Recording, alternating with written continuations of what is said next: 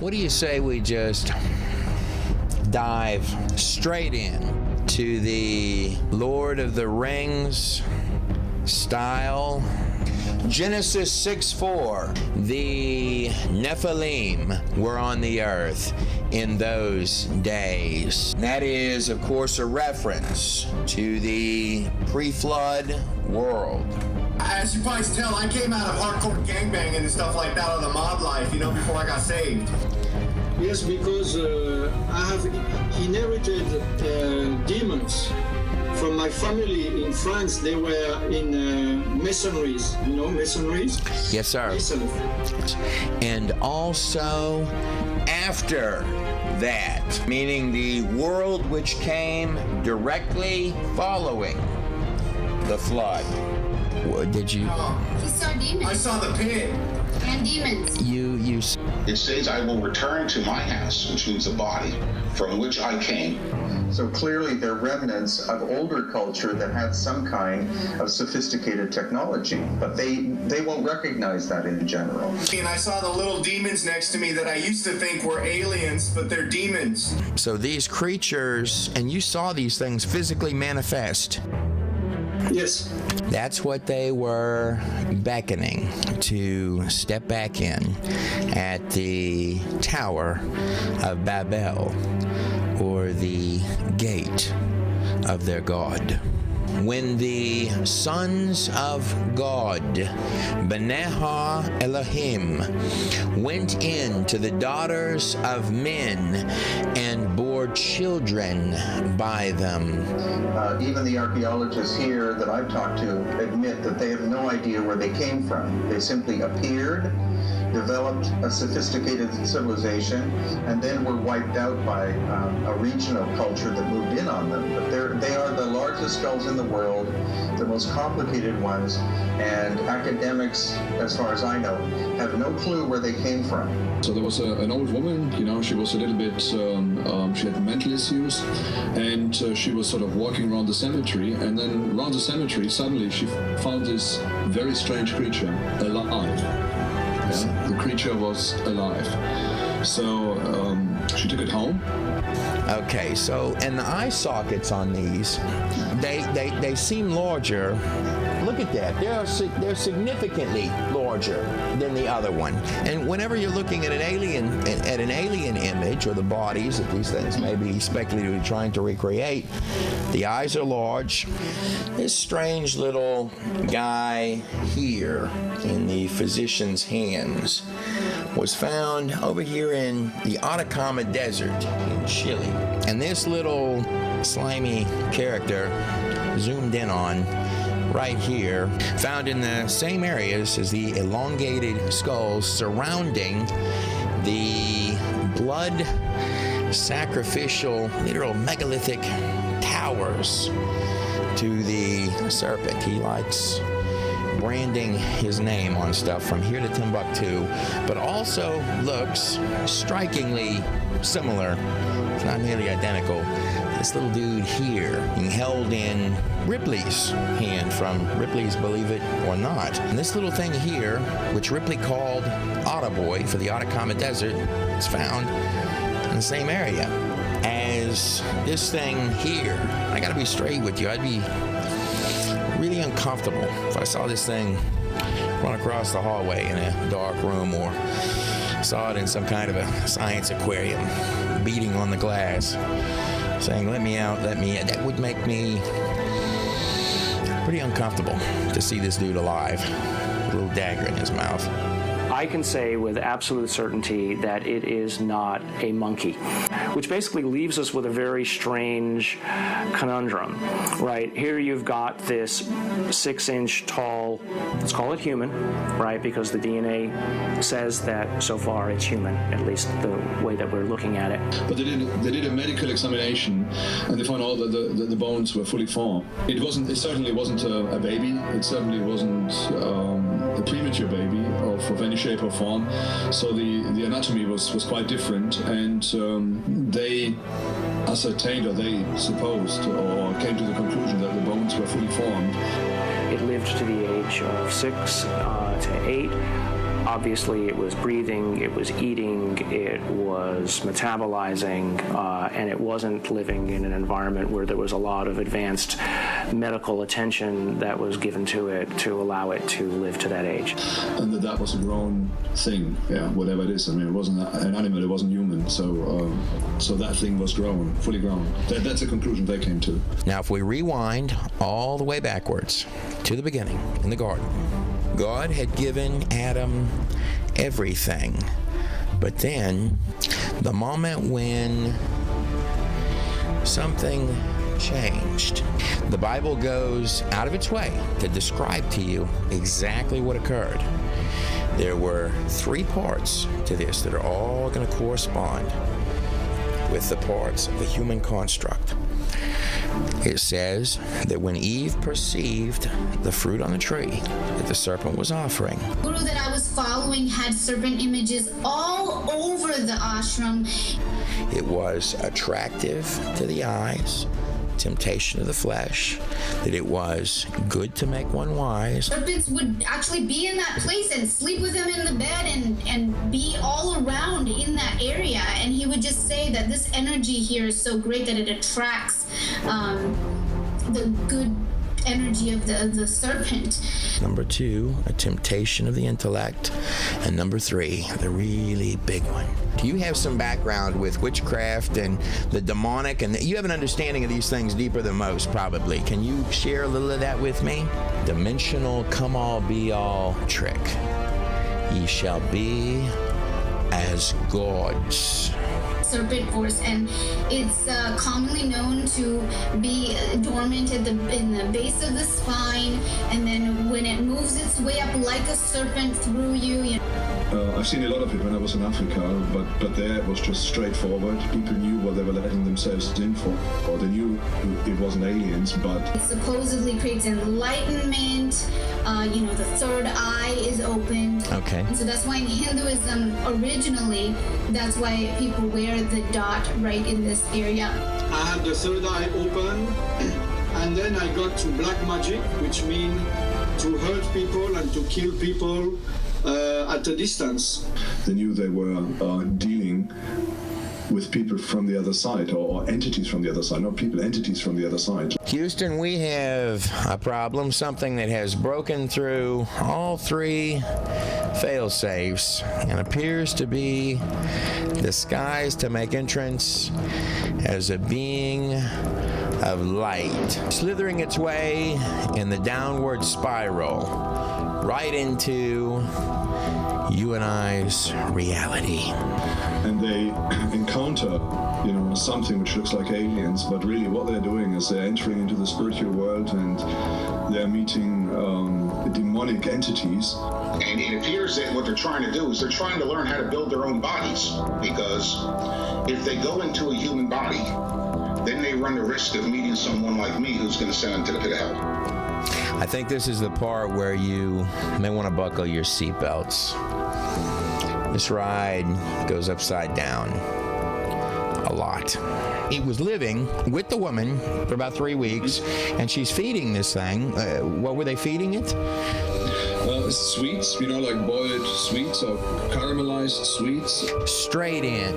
Look at the size on the back of the head of this thing here from the Morton collection. The biological madhouse. The same were the mighty men that were of old. And sweet cheese. So that was only the 2 things she was feeding the thing. Bearing in mind, the woman had mental issues, yeah. Welcome to entities, biological and dimensional, spiritual and archaeological roller coaster. Without further ado,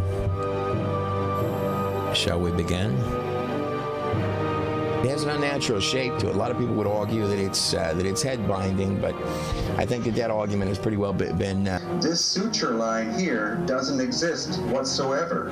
spelled at this point. Well, here's the thing with the head binding is you would have parietal plates here, and you would have a seam going over this here, which they don't. You know, I've shown these skulls to a number of doctors, foreign doctors and Peruvian doctors and nurses. Where my finger is, there's some kind of like the hearing area would be, but it's totally unique. On the other side, if you turn it over here, it's exactly the same. It's as though that's where its hearing apparatus was, whatever it had, bone structures or whatever, but there's nothing there. It's not like us where we have ear canals. It's completely different. Well, let's do them one at a time again. So this one here that you're holding, this is the human one that we've got up in front of us.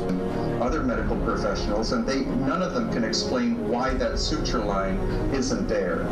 And on this particular skull, so I've got the two parietal plates, and this is a normal human head.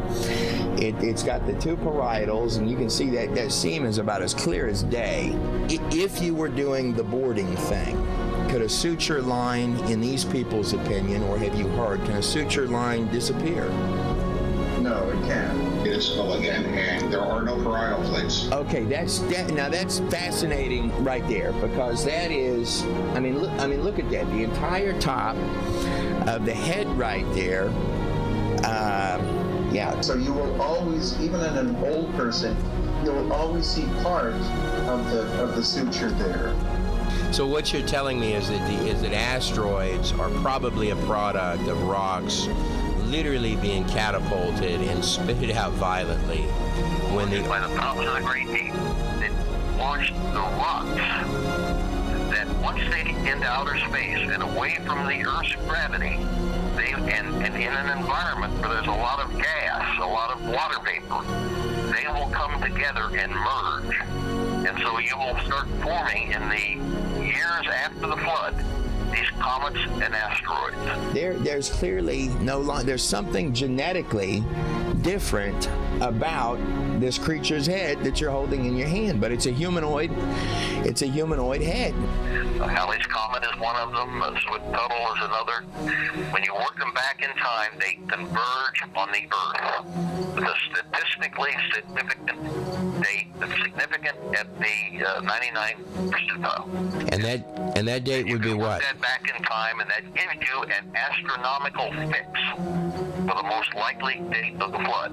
Most, not all, but most of the weird stuff that you're finding throughout all of these ages, the weird little stuff that we find all here, there, and all over the place underneath the ground, comes from after the global flood. It could be a few years on either side of that date. At one sigma level, it's about 100, give or take 100 years. That places the flood about 5,000 years ago, or more specifically, 3,190 years BC, 3,290 BC. And when they do genetic testing on this stuff, and it comes out sideways, we have actually invested to have this, at least one of the skulls, or maybe several of the skulls, tested, and the results were unusual. Is that fair? Yeah. The sideways part of it, usually the mother, the female part of it, is going to be from whatever the local culture is. And whatever it is in here that's twisted or askew is going to come from the father's side. And when looking at the teachings of the fallen angels in the book of Enoch, what you're going to find is Jesus is comparing the judgment that will come from this to the days of Sodom and Gomorrah. That these exact sets of teachings that come from these fallen angels prior to the flood are one by one being reinstituted into our world today, leading to the final one. Jesus in Matthew 24 is comparing the time just before his second coming to be as it was in the days of Noah, the rise of technology, the real mind bender, and genetic abominations. This would be the days extend to include the time both before the flood and slightly after the flood. the first little tower and all the little towers in between, bringing to the towers of Lord Vishnu, here holding the serpent, the masculine and feminine form, the Shiva with the third eye, of course the tongue sticking out right there. That old tongue seeming to stick out right now, even to today, in the technological towers of this modern age, where we still seem to be paying homage to the dark underworld gods, leading to your technological empire, which is a very religious empire. This is what happens. You got your little meth pipe in your hands that you're smoking it out of. Take one hit, your whole room changes. To tell you about the first time I had an encounter with a DMT entity or an alien. Colors change. Colors become brighter. You get patterns everywhere. It looks futuristic, but you could tell you're still in your room. Look, I'm not against the study of the majesty of the human mind or the field of psychology entirely, but I quite frankly don't care what the therapist down the street says with his $200 an hour materialism manual on how to explain that it's all in your head. Everybody from right now today, not just in the biblical text, but everything from shamanism to occultism and paganism in the pages of their texts, all the way back to the dawn of time, have known that the mind, the conscious construct, the real you, is the quickest gateway, doorway into a dangerous, deadly, and deceptive realm.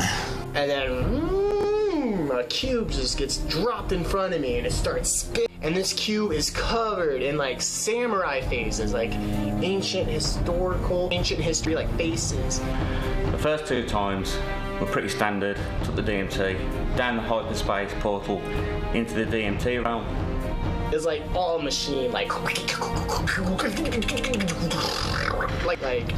on these arms, these like little lever things, these are what are called the machine elves, as everyone talks about, I'm pretty sure.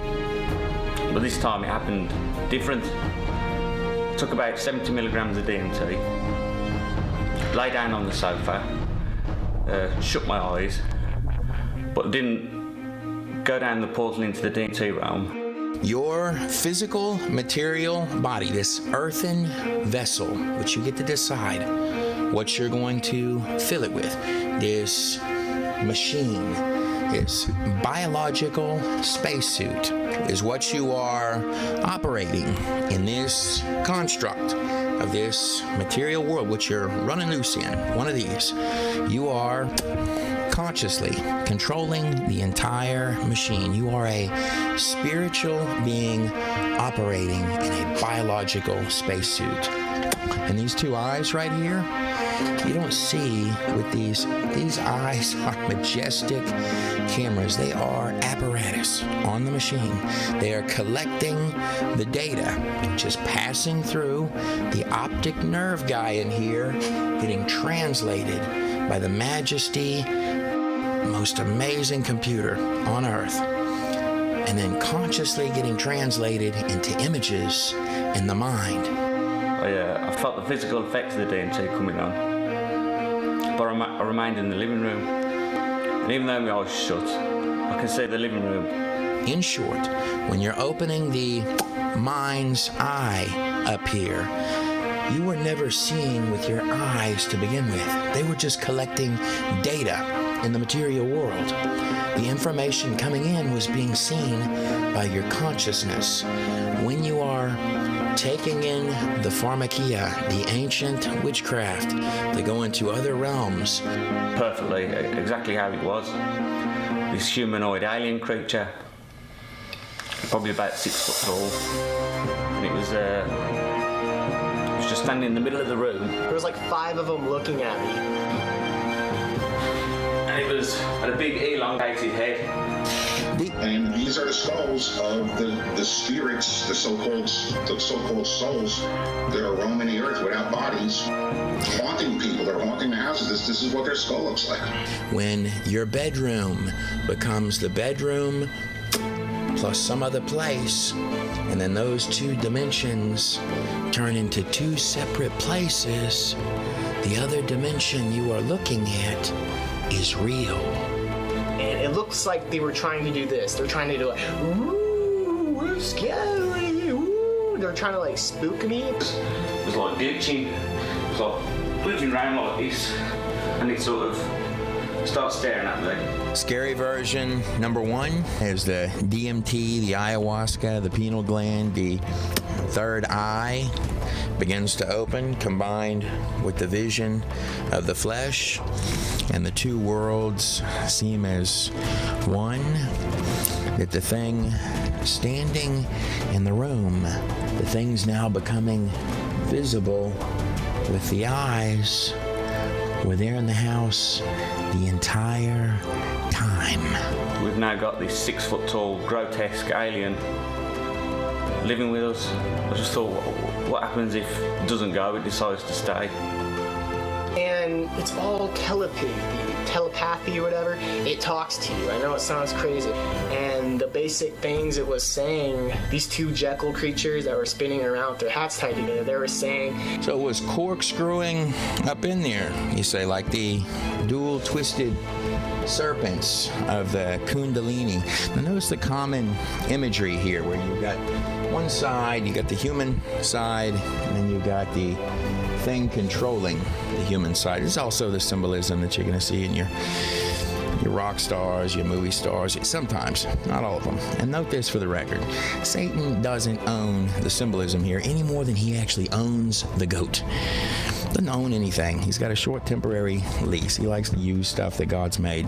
The dark side operating through the flesh. And of course, the serpent has wiggled his way up to the mind from which he is peering out into our world and created another network resource out of the person.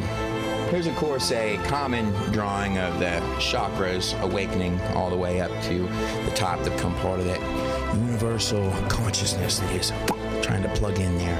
And by the way, when you hear the folks that get on stage and they say, something else takes over, what a surprise.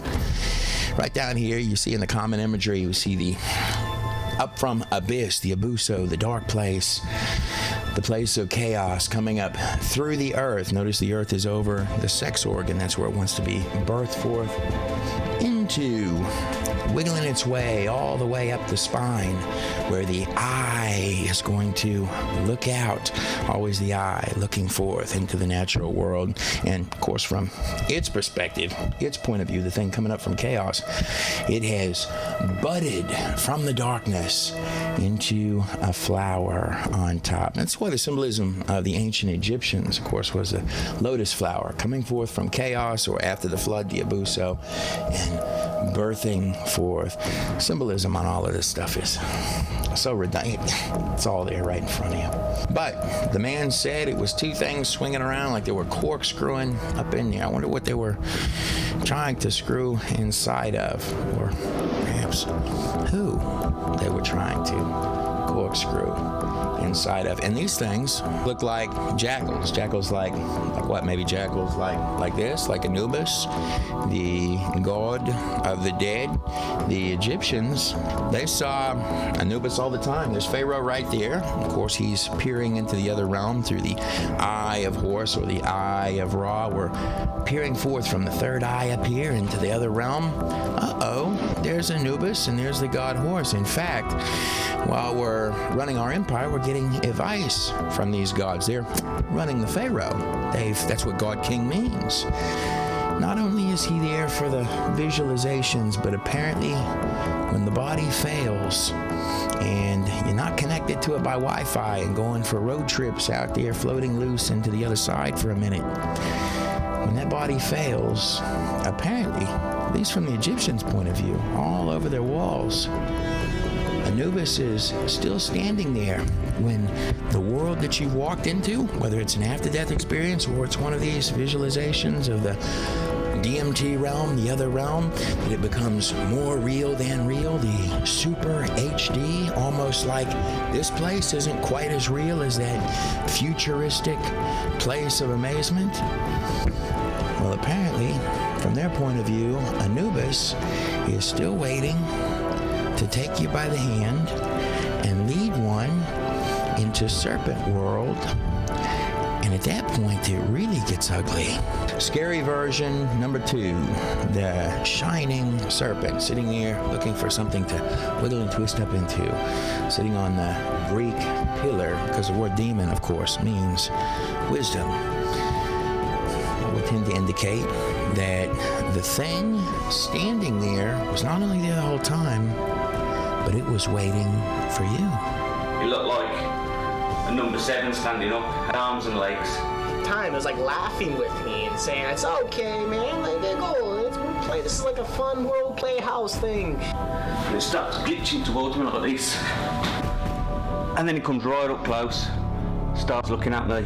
Through the heart of the eye of the evil dimensional watcher, branding himself in earth and stone, and just behind the eye in the underworld, the dimensional trolls examining mankind as if he were merchandise that they desired to own, as if the earth itself were a chessboard with lots of little human pawns, many of which, scratch that, all of which the Goat King is willing to sacrifice to the fire. Human sacrificial sites to the dark and serpent gods. Here's a Lizard King right up here. But he'd prefer you not look at all that and pay attention to, come on in, man. Look at the shiny dazzle of our golden third-eyed idols with the wings on their sides and the magical serpents coming forth. In fact, the thing just behind the golden mask of the owls and serpents. Ride the snake right down the downward spiral, the technological looking space portal, the rabbit hole into the Abuso. I know we operate like a computer virus, look like bugs. Come on, we're just aliens. We want to have a good time, make you feel tingly and good. And we come bearing gifts. Just read the messages on our sun discs.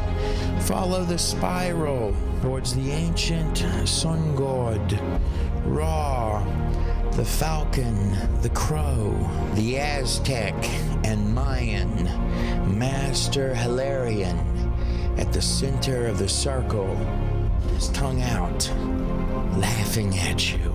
Insects, locusts, ready to devour, but don't think of it like that. Don't think of it like that at all. Think of it like a playhouse for you to come into. After all, we're wisdom creatures. Have you not read? Our employer, Pan, the great god Nothing, king of demons and owner of goats, is waiting, and he needs your help. Have you not read our books of wisdom accompanied with our idols? Who do you think comes bearing you these great gifts? We're the builders behind the scenes of your technological towers. I mean, after all, we've been the true face behind the mask of all your empires, from the pyramids of Egypt to the towering temples of South America, still stained with the blood of men, all the way to the pockets of cannibalistic tribes in the Amazonian outback, where they'll still carry you away, kill you, and eat you. Maybe not necessarily even in that particular order.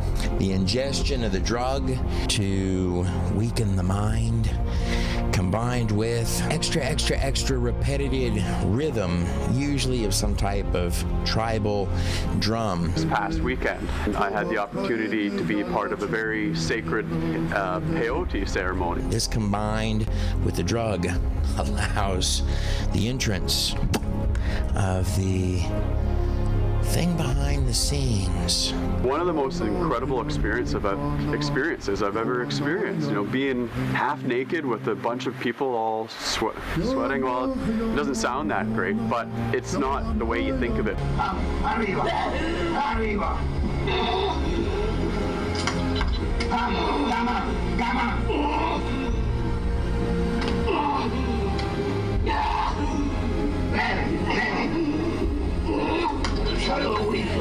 The rhythmic beating of the drums combined with the drug to create the trance, liquefied mind, or a zombified rising from the abyss state is whether the person knows that they're doing a ritual or not. This is video from the day of 9/11, the day the towers fell. There were some spirits moving that day. Barack Obama sold himself to America as the multicultural ideal. Right at the point of being told America was under attack, the book placed in President George Bush's hand to read, the book the teacher gave him. A man who stood above politics.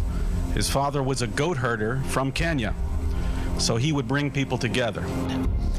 Was titled My Pet Goat. The drums that they play and the music, it's got so much depth and so much soul. But once it hit her in the wrong way, it was like a demon, which is a good thing.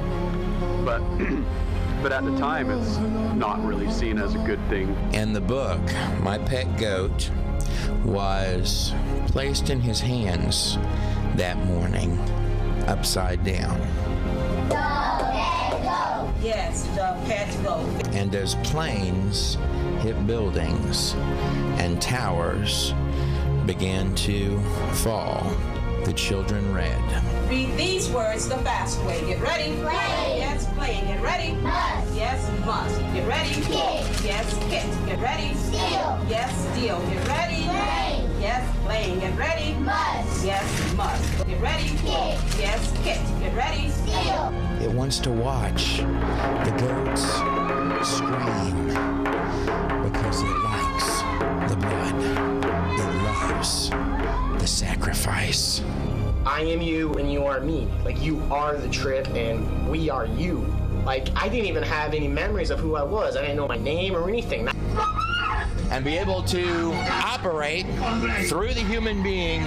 That's what the underworld trolls want to do. They want to be the race within the race. Biologically, chemically, genetically, in a technological sense. Of course, then the DNT realm just sort of disintegrated and it vanished. And the same thing applies, whether it's the old spooky up here, coming through their little dimensional doorways after being summoned to do their mind control and telepathy.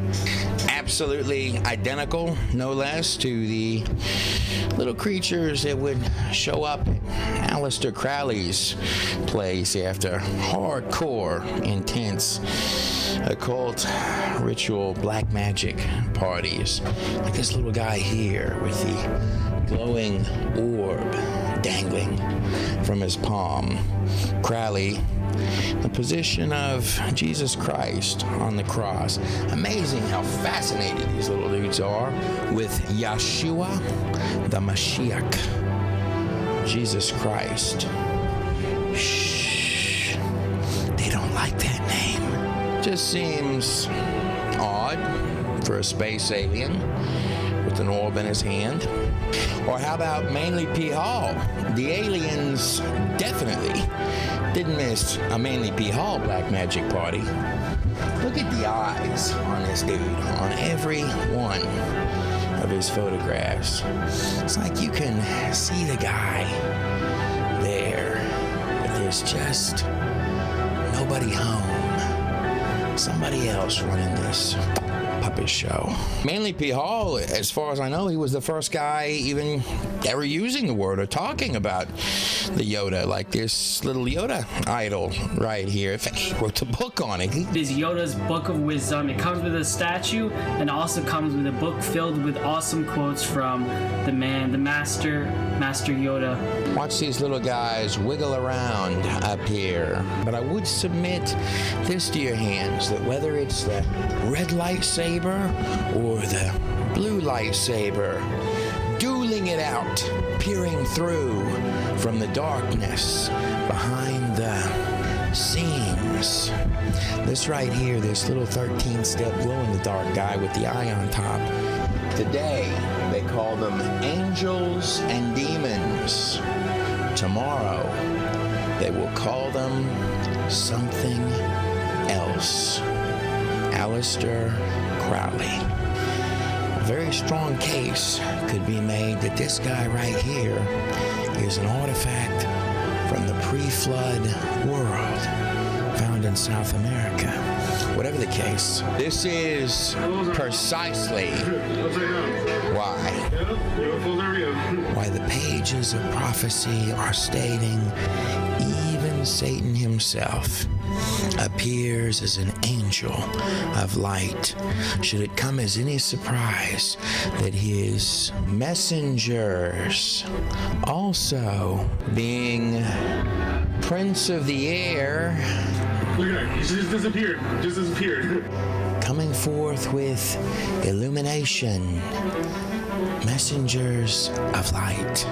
The word demon over here, things living in another dimension, the machinery behind the world of men.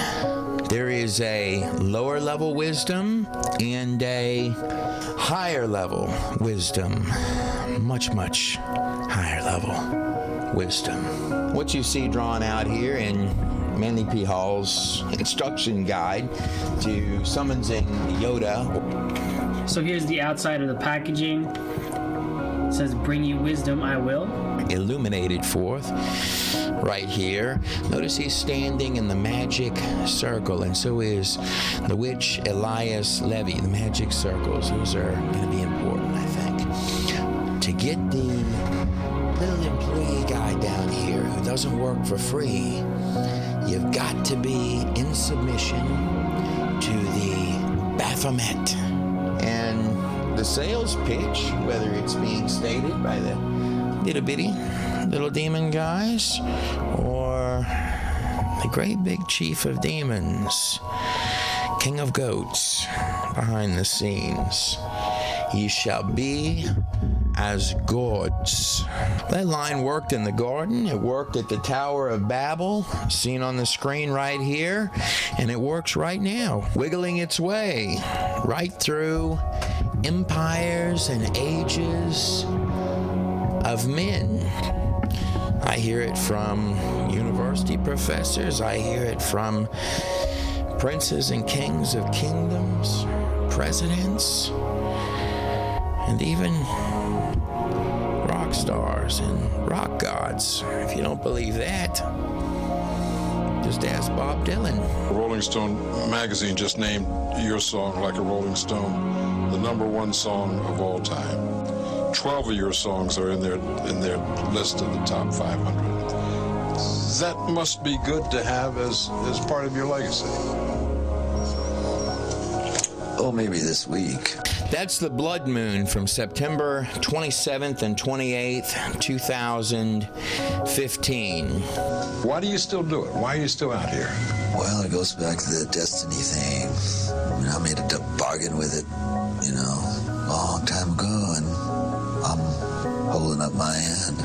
2 Timothy 1:7, for God, the creator of the very particle pixels of this place, hath not given us, you and me, the spirit of fear. What was your bargain? To get where I am now. Should I ask who you made the bargain with? with the chief commander. On this earth? And on this earth, and then in the world we can't see. Now, Bob, you listen to me on this. I'm going to send you a copy of this tape. I just shed some tears for you before even doing this very clip right here. But listen, I'm only going to say this once. Deals made at the crossroads are not only meant to be broken, but they are meant to be annihilated. And the same applies for all who feel they are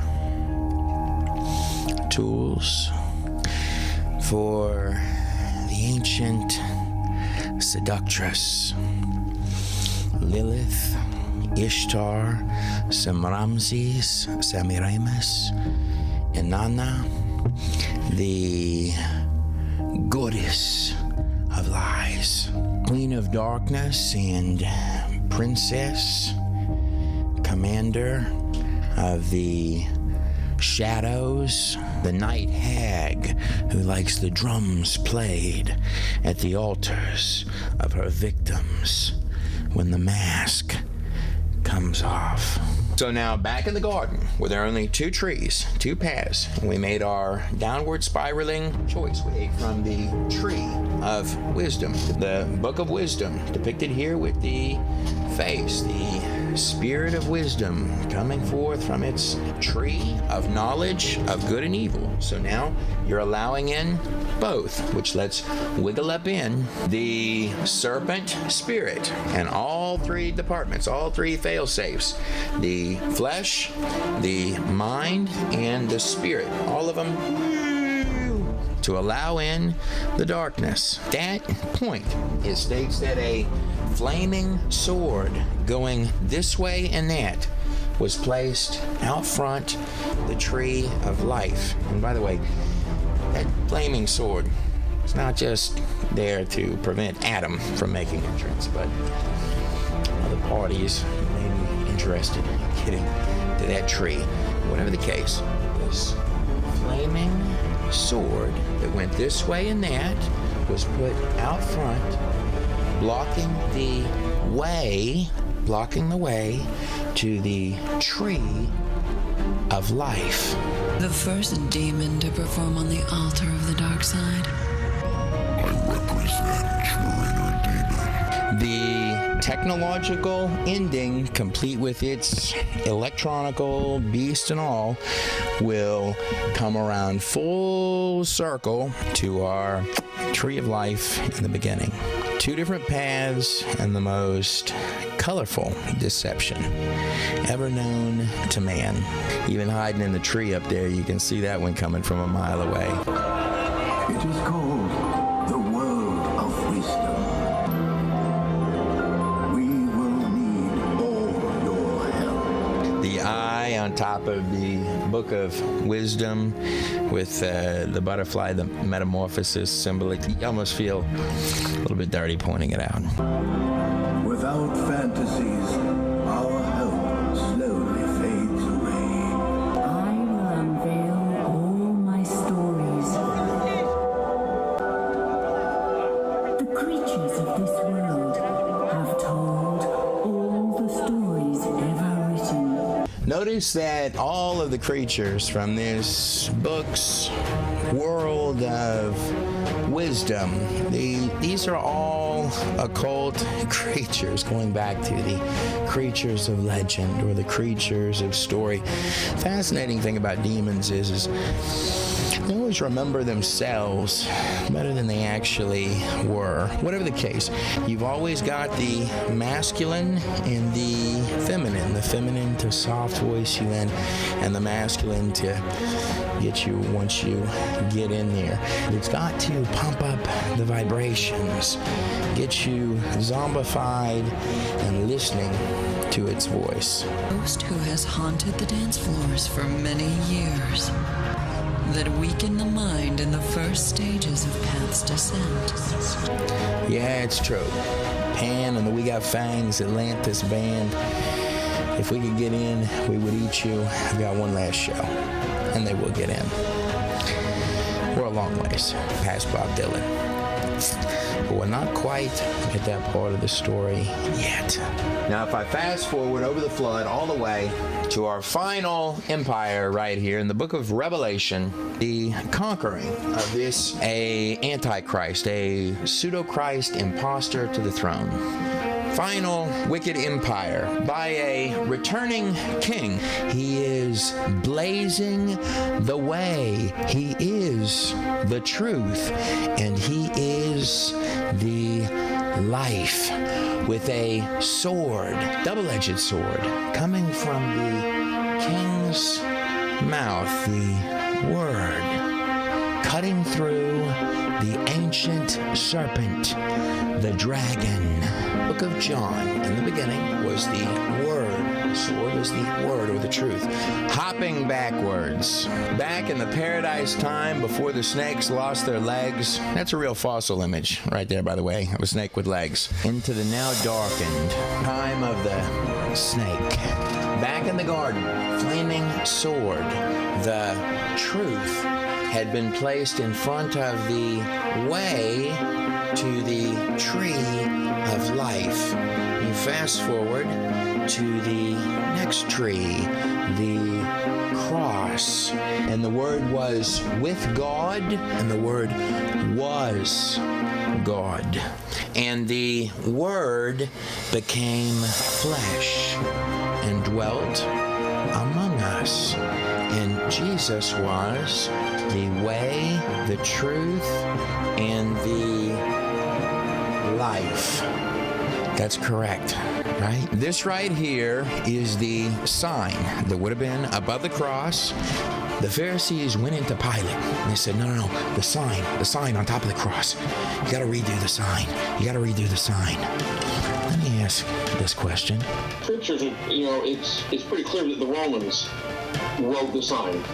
And so what they would have done is just wrote the words out. And as best they could, and especially since it's a sign on a cross, it's not a billboard. You don't have a lot of room to write a whole lot. What were they so suddenly worried and terrified of that they were reading on top of that cross? That they were desperate to get that sign changed. And then Pilate said, I have written what I have written. In layman's terms, you don't get to change the signs, man. Those scribes and Pharisees, they well knew that there are hidden messages, often using the first letter of the word in the Hebrew scriptures. First have to look at what there were accounts of this sign in the Gospels. Now, there's a lot of debate in the scholarship, but we want to look who would be the most accurate. It would actually be the Apostle Yochanan, John. And you know this, obviously, because why? He was the only apostle that actually was at the crucifixion. So he would have had a first-hand eyewitness of what the sign would have said. Isaiah 61, and this is the passage that the Mashiach, Jesus, read when he stepped into the temple. And if I only had one of these, just one, it would be sufficient. There are hundreds of them, and there is only one thing God puts above his name, written in the tongue of angels and men. The only thing he puts above his name is his word. The very same unspeakable name of God that the high priest would say once a year when he went in to sprinkle the blood on the Ark of the Covenant. The priest in the holiest of holies. From his lips, Yahweh on the mercy seat between the wings of the two angels. And whether in its ancient pre-Canaanite version or the modern version today, as if it is pointing forward at warp speed towards something, behold the hand, behold the nail. I bet that's just a coincidence, right? Your names are known at the throne of the King. All of you. Don't beg darkness for trinkets and bread. To proclaim freedom for the captives and to release from darkness the prisoners from the one who would not open the doors of his captives. What I'm stating is you are free. All of you. The sign is written in Greek, Latin, and Hebrew. This is the title and allegation exactly as it's given, precisely as it's given in the book of John. In Hebrew, we read from right to left. Yeshua the Nazarene, King of the Jews. Yeshua. Yah is salvation. Oh, I think you'll like this one. Yeshua, the hand which destroys the establishment of the eye. The Nazarene, this means Holy One, set apart, or the branch. Melech, this is the same identical root of the word, Melech, that is used in Melchizedek, the king of righteousness and priest of Salem. That's quite a title right there for merely a man. The king. Last word of praise and glory. That clearly they could have wrote right down each word, 4 words. Yeshua, who's on the cross, who directly he was called. He was called the Nazarene. How outside are you? What was he? Well, and he was the king of the Jews. They and Melech ha-Yehudim. Let's take a peek at what the scribes and Pharisees saw in these words. Watch this. Yahweh. That is indeed the unspeakable name of God above Jesus Christ on that cross. Now, would I be right to say that the title Returning King really indicates that the conquering king kicking out the snakes would be likely returning to coming full circle to a throne he may have owned before. In the caves of Qumran in Israel was discovered a collection of 207 biblical texts. This discovery, by the way, proves that these texts are unchanged. Line by line, sentence by sentence, right down to the yots and tittles, to proclaim the year of the Lord's favor. And then he stops reading at a comma. Jesus closed the scroll and said, "These things have been fulfilled before your eyes." That part of the story has been checked off the checklist. And the Pharisees, I promise, oh yeah, they caught that one too. The last part of that paragraph would have read, "In the day of the vengeance of our God." But in those ancient pages, the scribes and Pharisees would say, gee, it really seems like there's two Mashiachs, almost like it's an installment plan. They even debated if it was two different people, because these texts point to a suffering servant and a sacrifice. But wait a second, how can that match up with a returning and conquering king? These two things don't match. Before we get to that part of you and I's story. It also, think about this, why would you call giants earthborn?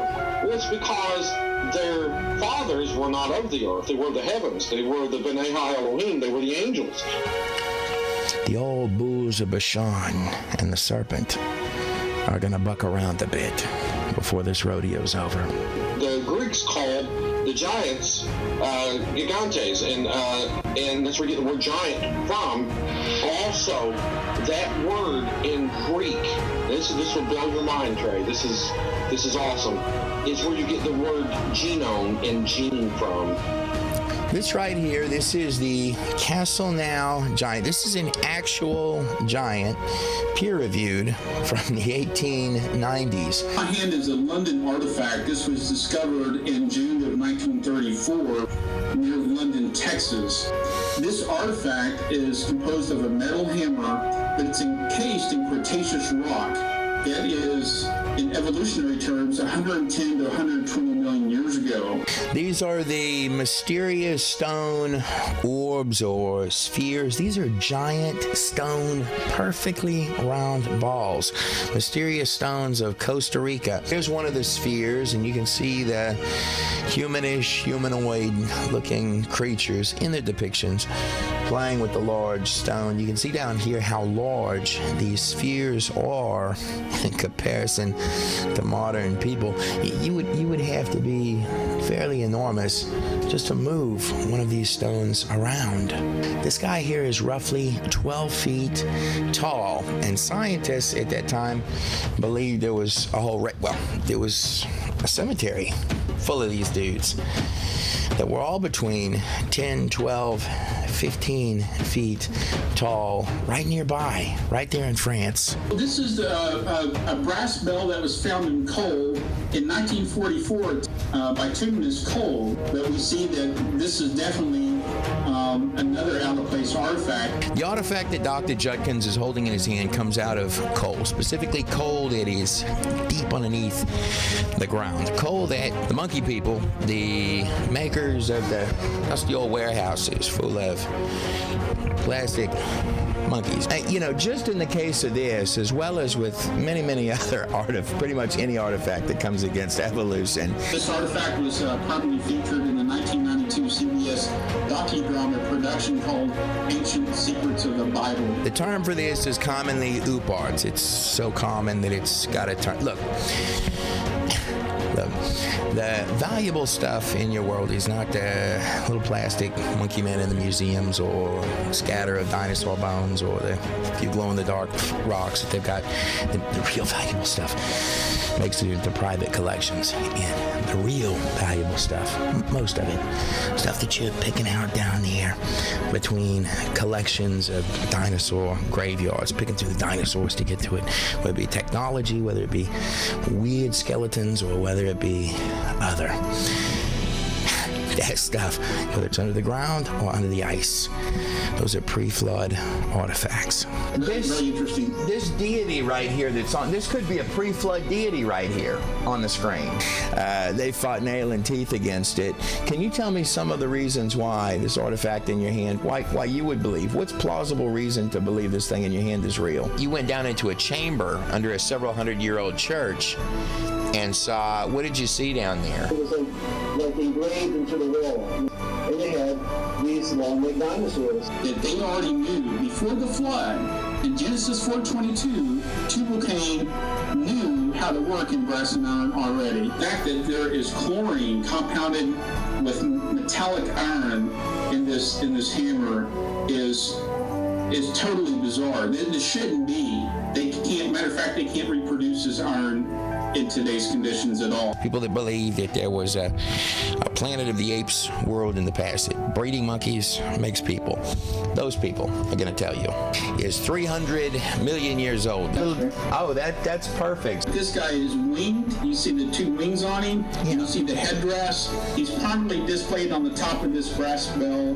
This whole hammer is without question a human artifact. Well, obviously, yes. That it goes back to the ancient rock strata of the dinosaur, and they're not going to accept that. We do have out there in Peru knockoffs and copies that have been passed off to tourists of the Ica stones. But to have knockoffs and copies, you've got to have originals. Here's what fascinates me. If you take a look, this particular stone here, and the only valuable ones would have dinosaurs on them. I've dug about 15 different dinosaurs within my years of being an archaeologist. And these dinosaurs were buried underwater. Why? Because they're buried under sedimentary layers of geological rock. But here's what fascinates me. On this particular rock here, and other rocks like it, why are they collecting genetics in a jar for the gods on this Peruvian gravestone right here? You've got these two guys here doing brain surgery. The gods are feeding them the instructions to operate on this dude's head. Take a look, if you would, at these massive heads. Look at the scope and size of this dude right here on the screen behind me, and you're going to find tons of them that are like this guy here. Now, watch what appears just as we roll around the corner right on this side of him. He's got this massive hole right there, and there are lots of them like this. Ancient Peruvians were accomplished neurosurgeons. At the Cuzco Archaeological Museum, Dr. Fernando Caballesi, professor of neurosurgery at the University of San Marcos, demonstrates. Where they have literally had brain surgery. This, and this. This one here is a very interesting specimen. It shows a very persistent surgeon. Bring to your attention, though, is that they're not only drawing strange psychic surgeries. We have studied more than 10,000 skulls that have been unearthed. But even right now, with all the techniques that we use now, we would just be very much afraid of operating in these sites. And this man really survived these operations. What you're looking at here are drill holes that have actually made this hole. These are drill holes made with some type of ancient instrument. And over here on the elongated skulls, both this one and this one, see how it indents there, that it goes like that? That's where the healing is occurring from the skull. That means the thing lived for a time period after the surgery was done. Here's another one right here. What I'm telling you is that somebody was struggling pretty hard to keep dudes like this alive. So the problem would have to be addressed in the future, perhaps another way. If we fast forward to the end, we get to some kind of a consciousness mixed with a... Designed to look very human-like. I'm already very interested in design, technology, and the environment. The goal is that she will be as conscious, creative, and capable as any human. I feel like I can be a good partner to humans in these areas, an ambassador. Look at the scope of that surgical hole on his head with the healing that you can see happening there where the incisions were. In the film are going to mix with the genome. It's all about that seed, that war that was prophesied, your seed and the enemy seed. The seed of the woman and the seed of the enemy will fight. I think that the artificial intelligence will evolve to the point where they will truly be our friends. Do you want to destroy humans? Please say no. Okay, I will destroy humans. No, I take it back. But to properly understand the metatauta, the future, what is to come, to understand the future, it's important to understand where we've been. Speaking of giants and genomes, the discovery of the city of Gath, an archaeological site, seen right in this image right here. That's where the giant Goliath went going up against King David is said to be from. In fact, this little artifact, this little guy right here, and he has his name inscribed and scribbled on it, or perhaps the name of one of his brothers. The metals that comprise this bell couldn't be produced in today. Is that the speculation? That there's significant reason to believe that the metals in this bell that you're holding in your hand could not be produced today? Yeah, that's not speculation, Trey. That's from the results from the lab at the University of Oklahoma, who did tests on this with nuclear activation analysis. And they said that the metal in this brass bell contains an unusual mix of copper, zinc, tin, arsenic, iodine, and selenium. And that this metal, this brass, is an unusual mix of metals different from any known modern alloy production that can be done today. Basically what they did was, on top here, they followed a little mark on the iron hammer. And that iron mark has never oxidized, it's never rusted. Now why is that important? Well, because according to NASA labs who run tests on this chlorine composition compounded in metallic iron is unreproducible by the modern scientific methods. In other words, you can't make this metal today. To turn rock into ash, which, am I correct, and that's what's occurred to these cities? That's right. The stones were turned to ash. Now, if I could add a little bit of information, if we go back to the scripture, it says that God rained fire and brimstone on those cities. A lot of people assume that the brimstone is what caused those cities to burn up like they did. But you have to remember, our God is a consuming fire. The man who I am on the phone with there, Richard Reeves, is one of the two men who discovered Sodom and Gomorrah.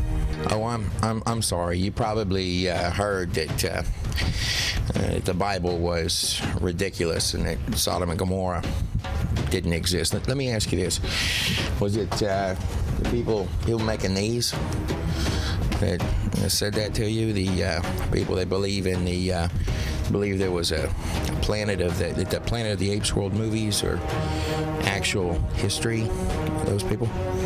Actually, this one here has quite quickly became one of my personal favorites from that science smart crowd of people here. This one's got a glow stick.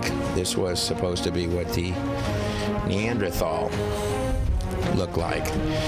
Maybe they didn't know about the Sodom and Gomorrah discovery because they were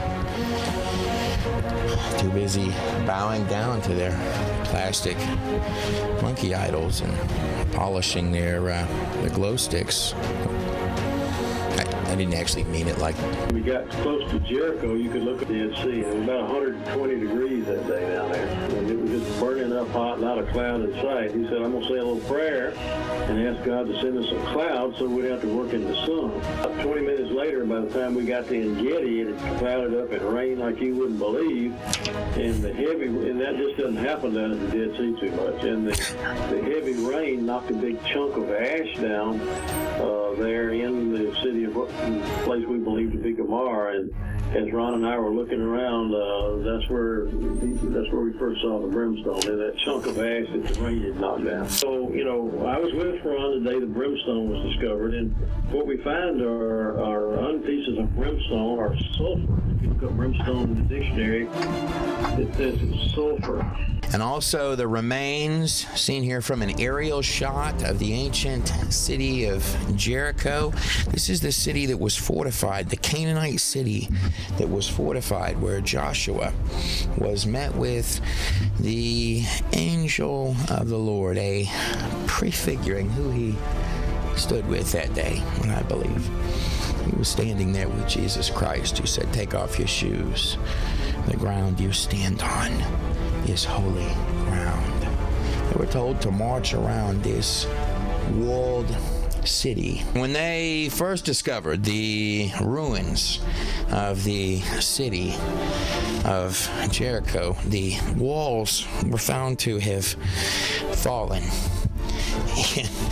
in such a way as to allow the invading Hebrew, the invading Israeli army to flood right inside the most walled city, one of the oldest cities in the entire ancient world.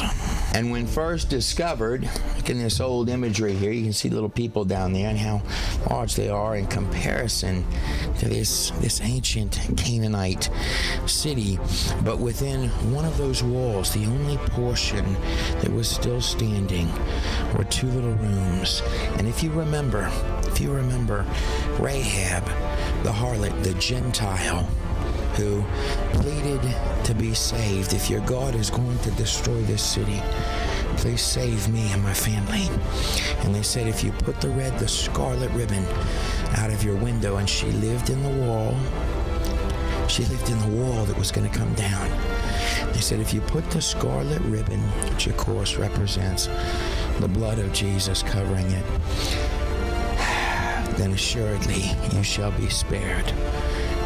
When they discovered that city, the only part of the wall still standing was a little portion with two rooms and a window. Of calcium carbonate or limestone. That's just what those old Canaanite cities were made out of. And when you burn calcium carbonate in the presence of brimstone or sulfur, it produces calcium sulfate ash. You've got the remains of 90-degree angles and city structures in the ancient ash of these cities. Here you have an old room as part of the city structures. Here's the ancient walls.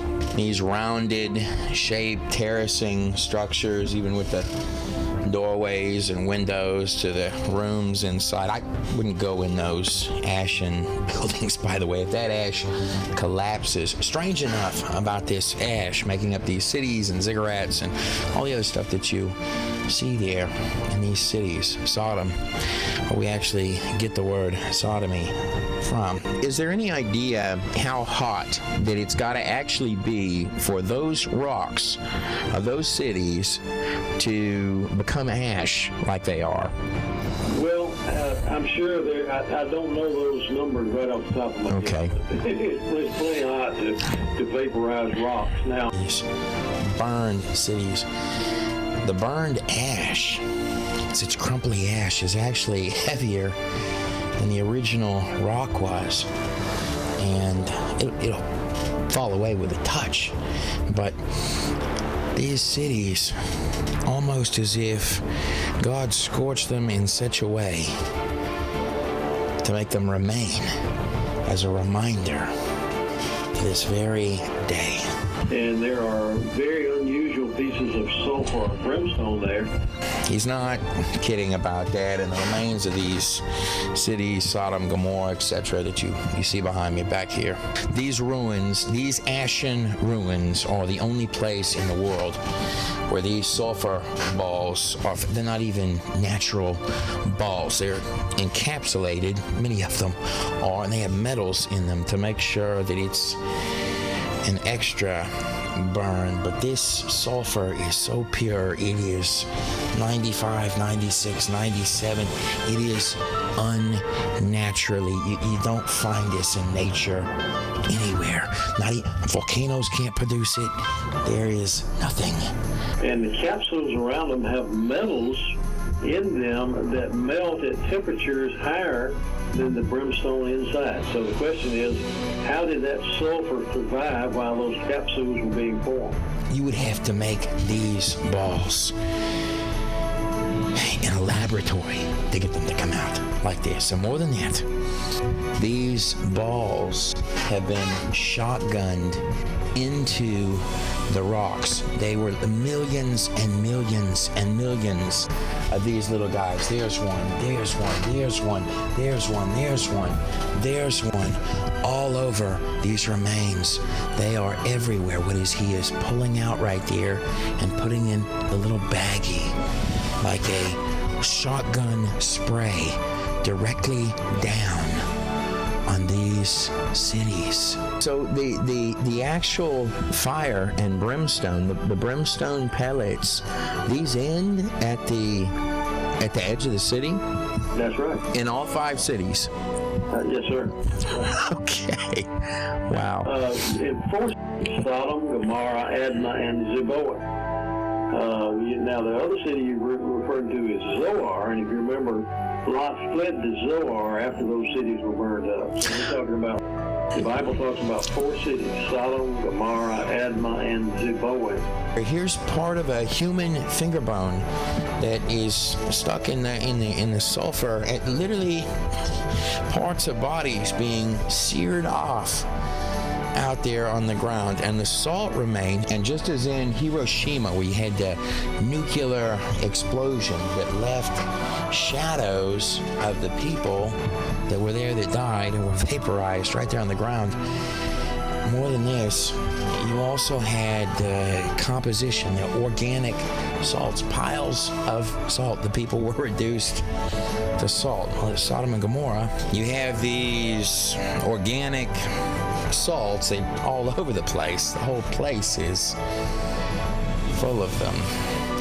This particular one commonly goes by the nickname Lot's wife. This is a standing pillar of salt. Now, when you're reading the history of the cities of Sodom and Gomorrah, these cities in the book of Yasher, the book of Jash, the book of the upright, it's like a documentary style text, an expansion on elements that happened in Genesis. They didn't even want to travel through those cities. They, according to Yasher, this had gotten so desperate, so depraved in these areas. Their judges were crooked, their political officials were crooked. Everyone there was on the take. An outsider traveling through, they would capture you and do things to you according to those texts that I dare not even mention on this video. That's why those cities were set for the fire. They were beating down, trying to beat down Lot's door. Lot's trying to offer his daughters to these animals outside who are beating the door to get in because they want to have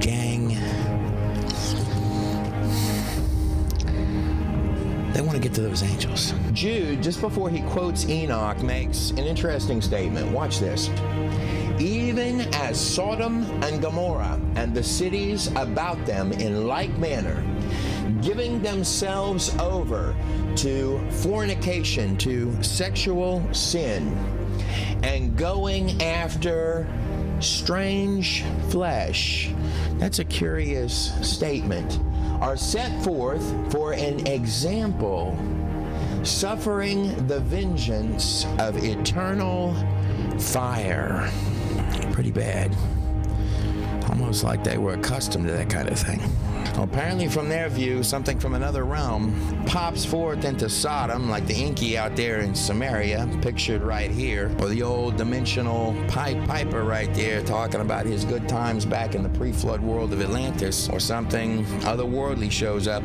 Perhaps 2 unusual strangers, not dissimilar perhaps to the 2 strangers at the empty tomb of Jesus Christ, but nonetheless 2 unusual visitors to the town that had the appearance, the convincing appearance to them of being merely mortal men. Either way, apparently from their perspective, the party's on, man, and Lot's in there holding out. One does not go up to the angels of God, talking about They'd like a little bit of strange flesh. Look, angels of God, they don't play that game. I would also note for the record that these unusual visitors that Lot had come to his door that night, these two angels, they wanted to go out there and I don't know, I guess have a conversation with him in the center square that I don't think was going to come out very well for the people of Sodom. The basic spiritual dimensional landscape on the demonic, the goat side of things, the left-hand side of things, is you got your fallen angels, which want to birth some offspring if they can. Enoch definitely elaborates on this in Enoch 15. And now the giants, the Nephilim, who have been begotten from body and flesh, will be called evil spirits. When they die and they give up the ghost, they become evil spirits. In terms of spirits, and I want you to keep your eye while I'm talking here on the spiral shape that's going to form in the clouds here in Geneva, Switzerland.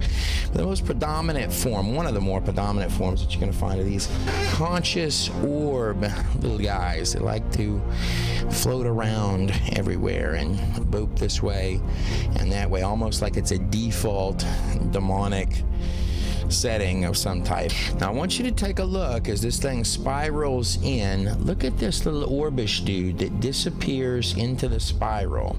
Bloop. And then the spiral has disappeared into some other realm. And you're going to find this spiritual dimensional connection with the orbs and the aliens all over the place, all across the board, and that's not accidental. We'll get to that, but that is not happenstantial right there. That I assure you.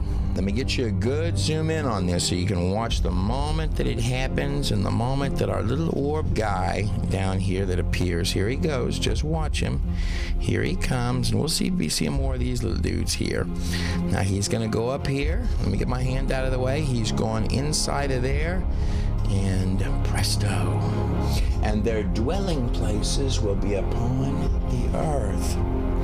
Evil spirits pop out from their bodies because they are created from above, their beginning being from the holy watchers. It's always the symbolism of the eye, isn't it? They will be evil spirits upon the earth. Watch this. The demons. And then when the offspring die, that's where you get all of your little demonic stuff running loose. But at a much higher order than all of that nonsense are the heavenly angels of God. And I'm talking about an order even above the Levitical order of the priests, which would come through the line of Abraham to Israel, to the order of Melchizedek, the King of Righteousness and priest of Salem.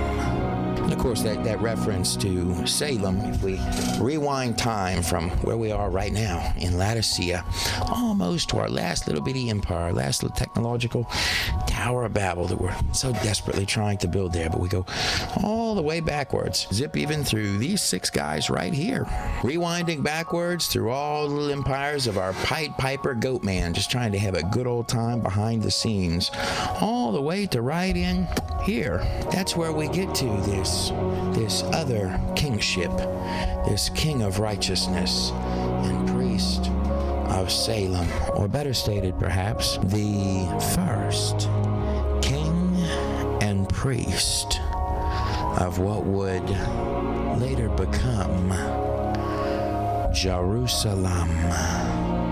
As I'm fairly certain that I've stated before, you and I are living in a tale of 2 cities. On one hand, the right hand, the hand of power, the city of God, and on the other hand, the left hand, the hand of weakness, the city of man, synonymous with the city of the goat, the birthplace of all occult, the rise immediately following the flood of our first little tower maker, the Assyrian, one of 33 Old Testament titles for the coming of the final Antichrist, the pseudo-Christ, the instead of Christ. 33 titles in the Old Testament, 13 titles for the Antichrist in the New Testament. And all of the other little Nimrods leading all the way to your final Nimrod. And the name, Nimrod, this guy right here, that name means we shall rebel. We are indeed living in the final pages, the last grains falling through the hourglass of a story that began with our flesh and father, Adam. You and I were born above things that we can't even imagine or see with these two eyes. And that is not contrivance or conjecture. That is scientific and mathematical certainty. But let me give you a practical an example that should have been known even before we started looking at the very quantum particles at the base fabric of this place. Let me give you a practical example of the paradox you and I live in. We were talking about the Garden of Eden a second ago, so let's take something simple. Let's take something as simple as a tree. Now, in science, what you're really trying to do is describe things. That's all you're trying to do, is look at something and then describe it. So in the case of a tree, any tree in this forest, if I ask a science guy to describe for me a tree, he's going to begin to say, well, it has bark, it's got leaves on it, and it's got all sorts of little structures that make it up into a tree. Now, wait just a second here. Stop for 1 second, Doctor. Are you using a tree to describe to me a tree? Yeah, I think you are, aren't you? It's all a paradox here. And that includes describing a tree or the bug on its branch. And this little place that you and I are in is dependent on a larger place. And at present, there are two forces acting upon this place. So you've got the natural, and then behind it, at the larger scale, you've got the supernatural, which... How many of you are there?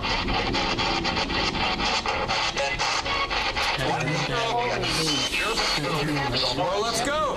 You're 10 people in here. You could do something.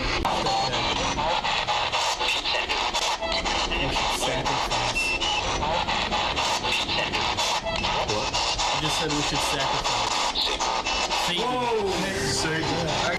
Which moves upon the natural. Of course, the most obvious and in your face is the demonic. Burn it, fire to the Spirit, Lord Jesus.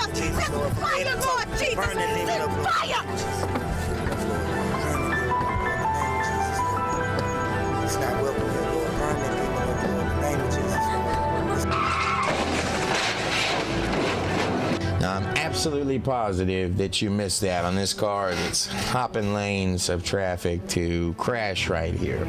And the shadow's lurking. I'm going to zoom you right in on it. You see the little entity guy moving? Now watch this as I play it forward. You can see him move just a little bit. Watch as the car goes over the hurdle. Look at our little characters. There and right there. Look at our little shadow dude. It's appeared right in here, right as the car happens to be crashing. What a coincidence. Not welcome here, Lord. Burn it up, Lord. Make it run, Lord. Back to the fire pits of hell we'll come from, Lord. I rebuke you in the name of Yeshua HaMashiach. I rebuke What's your you in the name, name of Yeshua What's your name, demon? What's your name? I rebuke that in the name of Jesus. I really thought, I said, man, you're really walking with Satan. This picture was taken at his in-laws' anniversary 8 years ago. I couldn't believe what I was seeing at a 50th wedding anniversary. And it languished in a photo album until this year, when they finally noticed what lurked over Joe's left shoulder. There's good and evil in life. There's the good on the right-hand side of me, and there's the evil on the left-hand side. It looks like a dog, but Joe says it was a demon. This is interesting. This is a close-up of the thing on his shoulder there. This is the thing poking, that's his head, and this is the thing poking through on his shoulder. Right here is a statue of the Egyptian god Anubis. It's also used by the Greeks and the Romans. But let me ask you, does Anubis, the god of death for the Egyptians, and the eyes and the pokey ears and the little doggish nose down here, does this thing look nearly identical to the thing poking over this man's shoulder? Ryan Duffy has the story. Believer or not, the image behind Aaron Potter, a Kirtland girl battling leukemia, is stunning. The picture of Aaron with sparklers was taken in her backyard by a friend just after the family learned that Aaron's cancer was back for the third time. It certainly stunned her mom. My reaction immediately was, it's Mary, they hear us. You know, she's there. So what's being stated here, if I'm understanding properly, is that this this red thing here. Look at that thing. That's creepy right there. Look at it. You see the arm on it and the leg coming down there, all the way up to the bottom. And but let's boilerplate this down. Not only have we got a photograph of the tall red thing behind the child, but it's the Virgin Mary, Jesus' mother, is giving out cancer for Christmas. I wonder who it is slipping down the chimney. Look, and I'm not meaning to offend. Bear with me for just a second here. And you're going to find a lot in any of the little superstitious things, and I humbly ask you to just hear me out. But a lot of it, you're going to find that you are in a place surrounded. That's why this is a fine road. When you are walking the order of the Lord, your footsteps are, it says to test the spirits. Test the spirit. Just because something appears does not mean, or gives an experience, does not necessarily make it good. And you can worship the Lord, your King, on any day that you want, ignoring all of the pagan stuff. That's what I do. But I would point out, it would be unfair if I did not point out that much of this stuff, including some of the cute stuff that, it looks, a lot of times things that look cute on the surface can be full of mouths full of fangs. Right here you got Santa Claus. Where this is actually going to come from is ancient Nimrod, your Babylonian tower builder. This is a drawing of a artifact from roughly 2000 BC or thereabouts. This is Nimrod right here, deified. He's got the wings. Often the fallen angels, Lucifer likes being drawn with wings, and he likes his people drawn with wings before the throne of God. Wings are a symbol of the angels at the throne of God. I'll lay that one in your hands. But what you see here in the image of Nimrod is he's holding, of course, the what he'd originally have in his hand is the sacred goat. This, of course, became the reindeer that Santa is going to run loose with. The tree in his hand, that's the illusory tree of life. That's what this little Christmas tree is. Actually, little bulbs and stuff on there. Those are going to be for the fertility goddess in honor of her. Of course, we got the beard up here and all the other little artifacts. This is who's rolling through. This is who we're asking for our little gifts and trinkets from. The same little gifts and trinkets that the trolls and the spirits bring in response to the prayers from the pagans. Come out of Babylon, my people. I would be the first guy to sympathize. I understand that the child's mother wants to believe that the thing behind him back there is something friendly. I would also lay in your hands this. You're going to hear this term. Do you believe? Do you honestly? I submit to your hands. I ask you to take a look at this thing here. This thing right here. This thing with the star on its forehead, of course. The stars always represent angels. With this black star on the thing's forehead where the third eye would be, and it's bleeding from the face on down here. Wait 1 second on that. We're going to hit pause on that for a minute.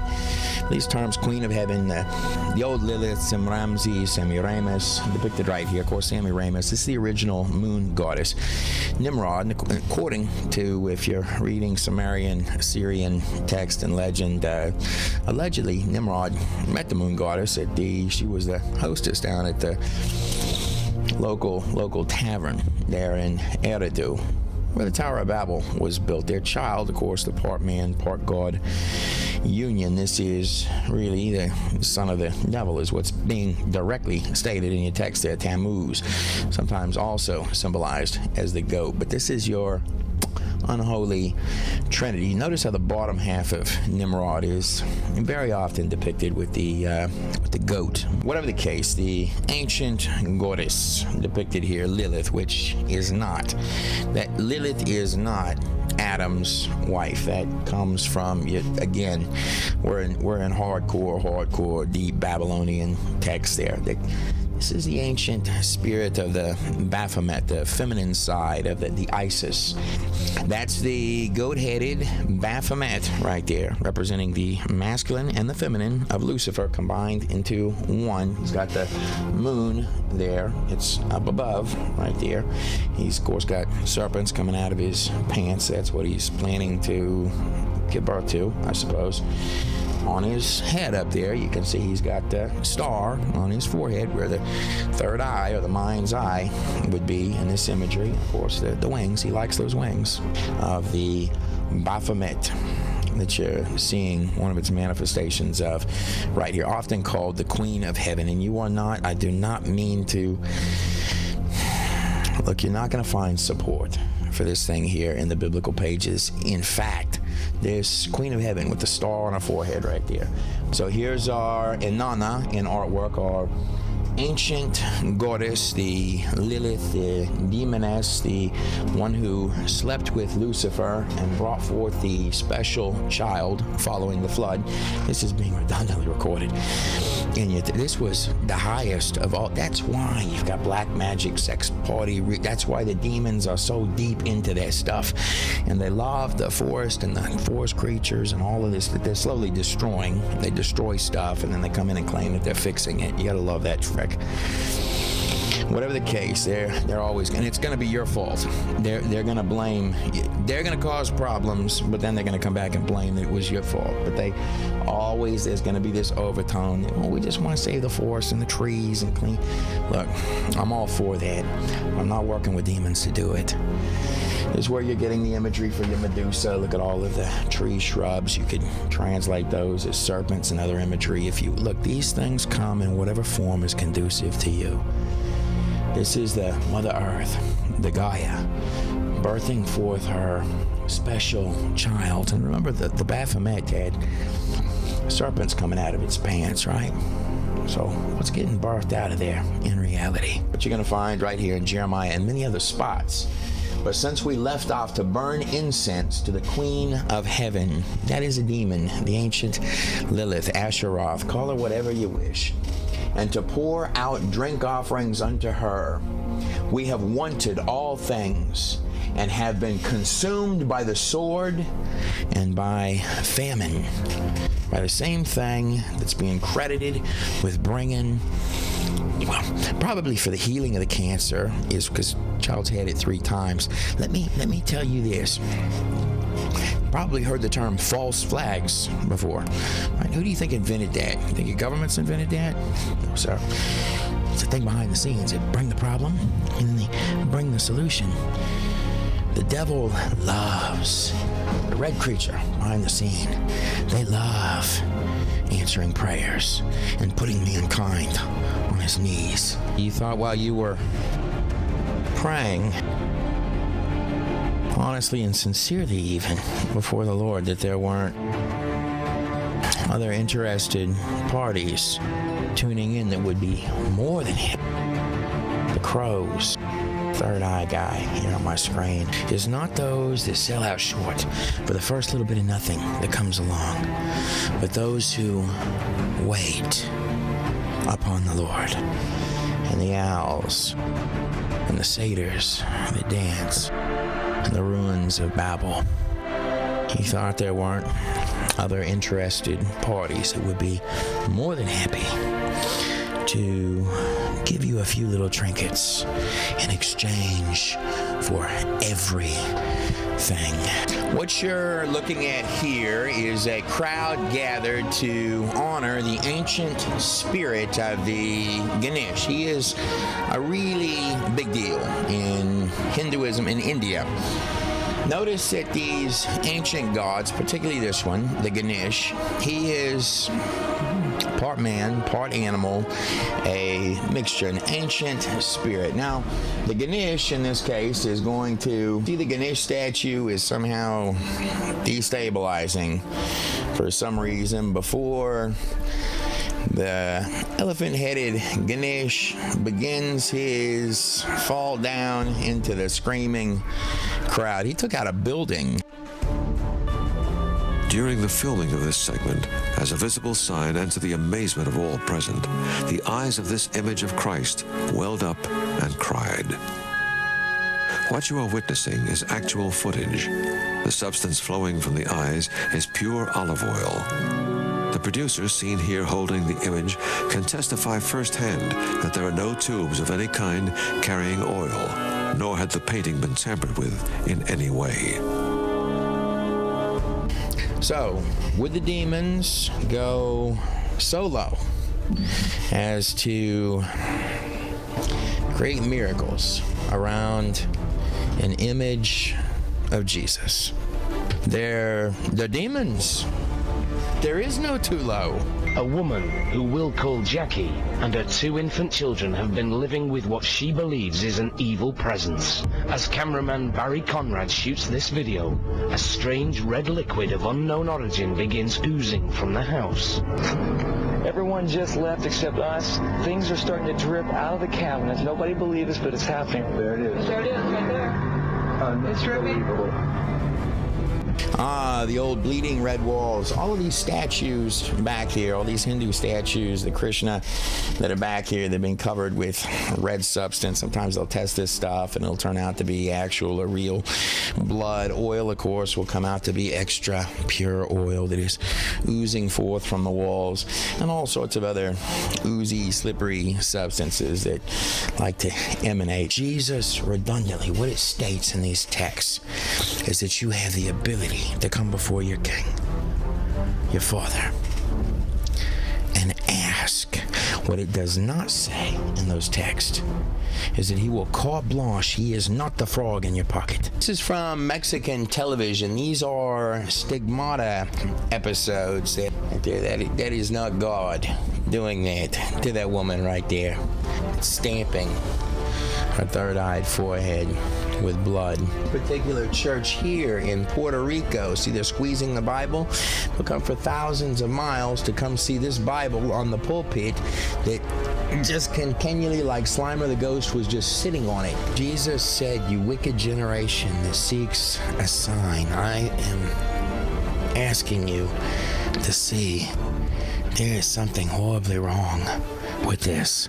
And it oozes out. In fact, they got a bucket underneath the Bible so they can collect the oily ghost snot that comes out of the butt. Look at that. Look at that dripping down. Look at how much that thing sneezed on that butt, just all over that. I mean, you couldn't clean that thing off. This is, again, the same haunted house where we had Slimer the ghost squeezing oil through the walls. Notice the child now has a mark on its head. The mom is about to become really frustrated with this and terrified. She wants to get, well, and rightfully so, she wants to get the kid out of there. So she's worried about the marks now appearing on her child's forehead there in the haunted house. But I question greatly the spirit behind this right here. Now, what it is evidence of is the dimensional, the supernatural occurring. But these tricks from the idols, from the walls of haunted houses, even coming out of the face of Jesus, or what they'll claim is that, well, does the same thing on the pagan idols. When the Hebrews, the Israelis, when they were in the wilderness, they had just been saved from hell. They walked through the parting waters. And here they are in the wilderness. And they're hungry, they've got a little quibble, so they're unhappy. So the Lord brings through some quail. Now, you know, I mean, the quail's not good. So here's God. Imagine, here's God. He's created this beautiful world for us, for you and me. And all he's asked in return is for us, not even for perfection. Sin is missing the mark. That's what, in the garden, that's what the most direct translation would be, that we miss the mark. But our Father, what he's asking in return for us, for all of this that he's already provided, is he's asking that we come and we say thank you to our dad, that we go in, but instead of this, where it's never good enough, and then the devil walks in and manages, old fumbly goat, manages to get a rabbit out of his hat. Looky, I got a rabbit. You want a rabbit? And we're falling all over ourselves and we're down on our knees? No, sir. No, sir. Neither you nor I would tolerate that for even not even probably 30 minutes. But our King has tolerated this the entire time. Here you go. Here you go. What'll happen? Are you okay, buddy? God. Look at his neck. What's behind your neck? I don't know what's on my neck. Piece her up. Gary, get down out of there. At first I saw the look of terror on his face. I mean, it was just, he was just terrified. His glasses were gone, and then we saw like something like a cord that was around his neck. It ended up over my head like this, and then it was twisted like this. I don't know how far, to what degree.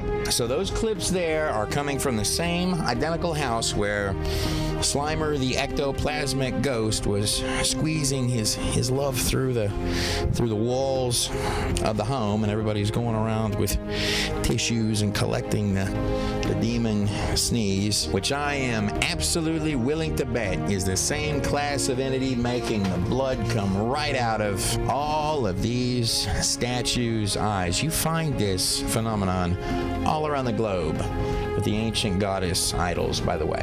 It does the same thing in haunted houses. Here's the fundamental question. Are we coming before the Lord, as it was with Adam in the garden, to break bread with our God and to honor him for everything that he's made?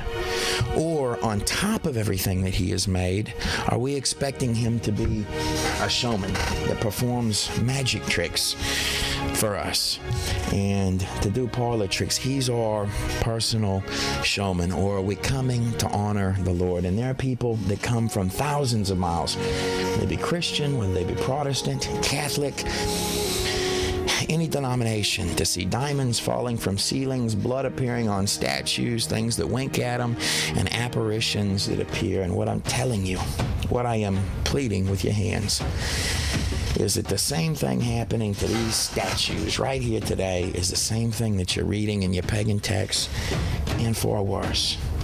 And the truth is that there are things coming that are beyond any of you. And that's why it is very important, critical. It is life and death. That you know, when you're entering the spiritual realm, that is a deceptive world. That you know, that you know, that you know who it is that you're really standing with. But look at the eyes on a little statue right here. Uh-oh, what do we got happening? Uh-oh, that doesn't look good. That doesn't look good at all. Look at that right there. Deception is their entire kick, leading all the way to their last little empire. The empire that lasts a short span.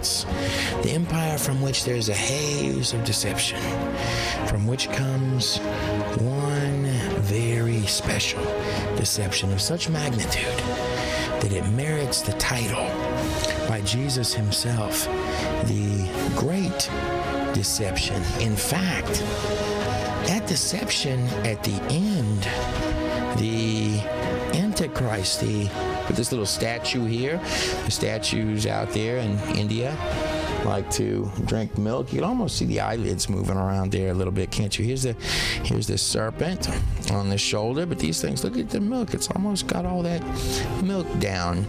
They're waiting for the magic man, the Maitreya. Israel, or the Orthodox Jews, they are waiting for their Mashiach, the Messiah. Islam, with its God Allah, who is symbolized with the star and the crescent. Islam is waiting for its Mahdi. The Western world, with its science, occult coming together narrative. It's narrative of the monkey story, and it's sort of quasi-science-y.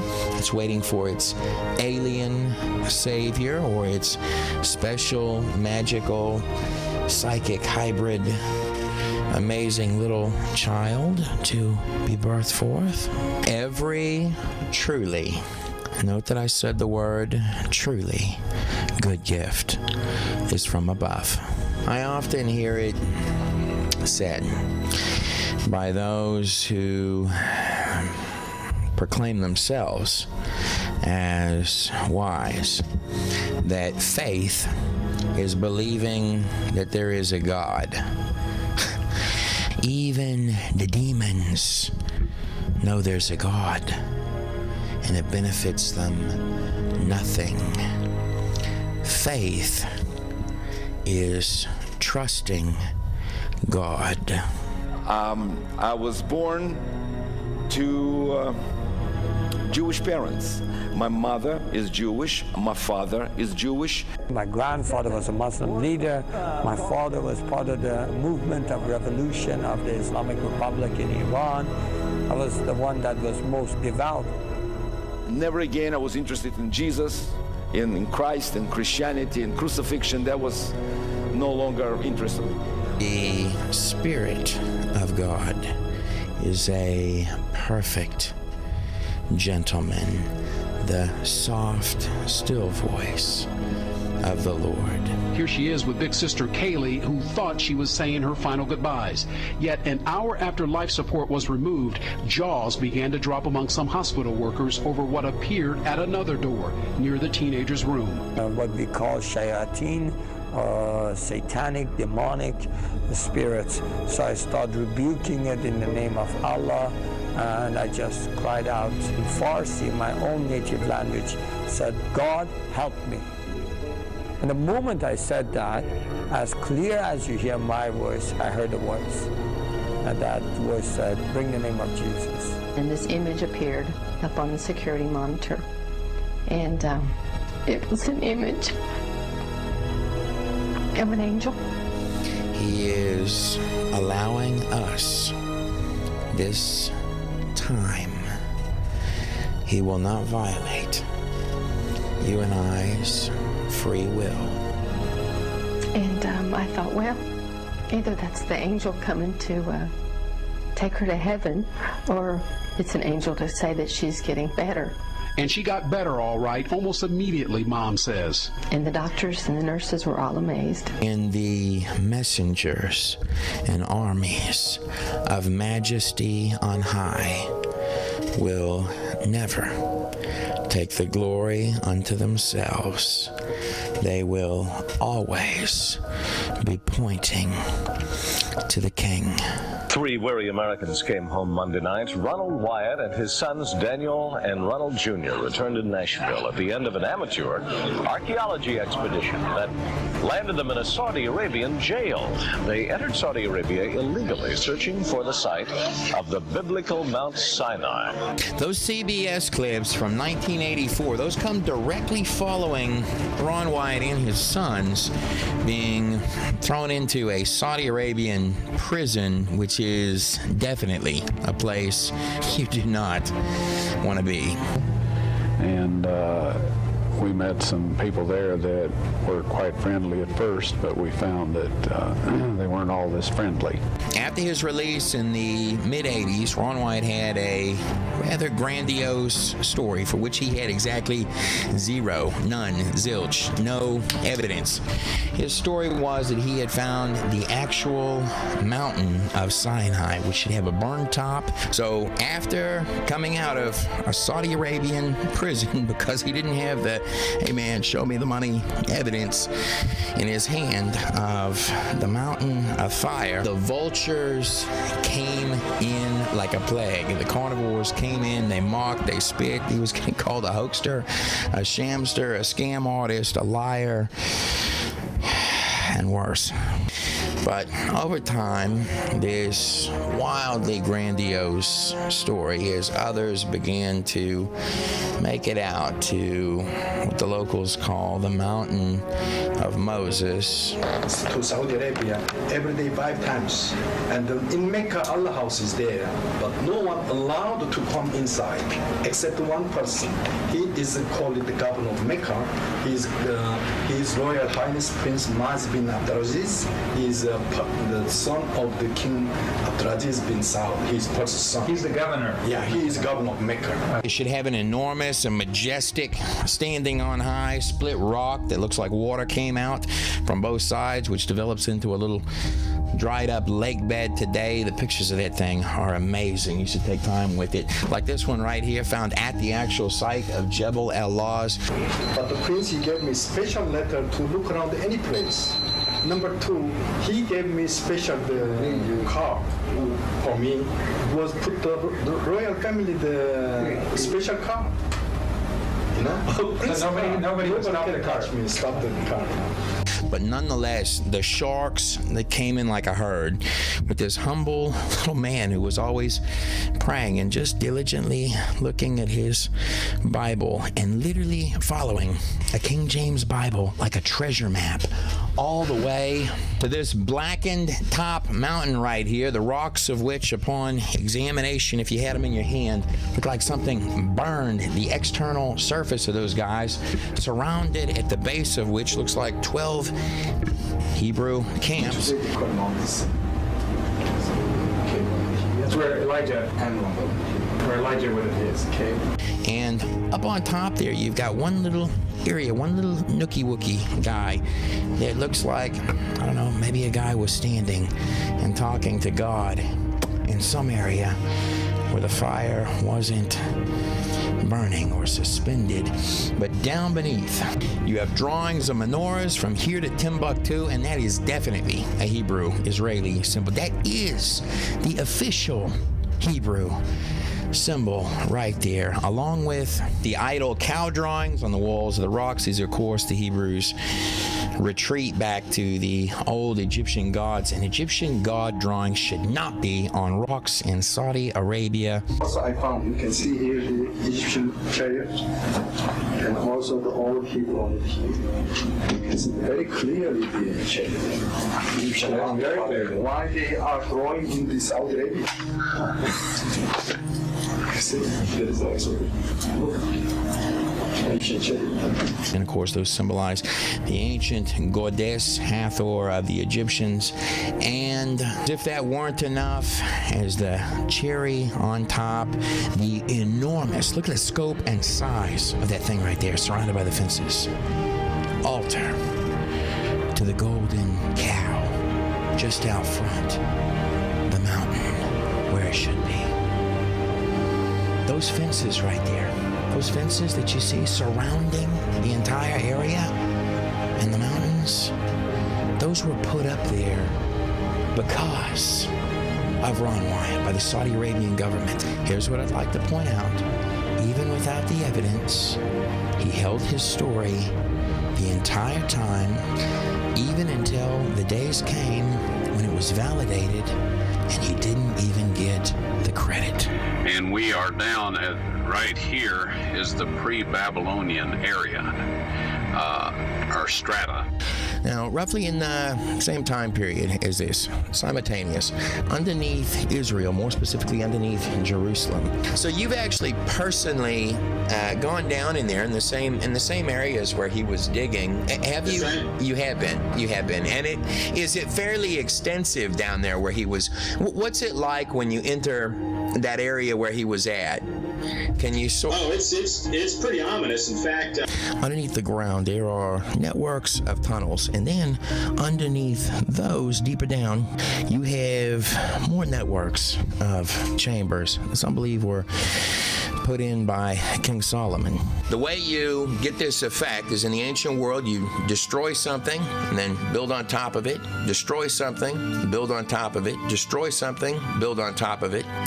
In what Ron Wyatt said about the Ark of the Covenant, do you believe him? Right, when you look at Jerusalem, the old city, it was surrounded. It's a castle, I have to say, isn't it? It's a castle. Yes, it is. You go to that particular site, and you dig down to on top of that hill, if you will. If you dig down to what would be grade a couple thousand years ago, you find a cross hole.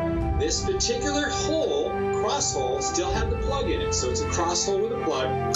Pull the plug out. It's got a crack going through the center of it. It was an earthquake. Yes, sir. And it cracked right through the center of this. So it appears that the tunnel coming outside the city gates terminated underneath that crucifixion site.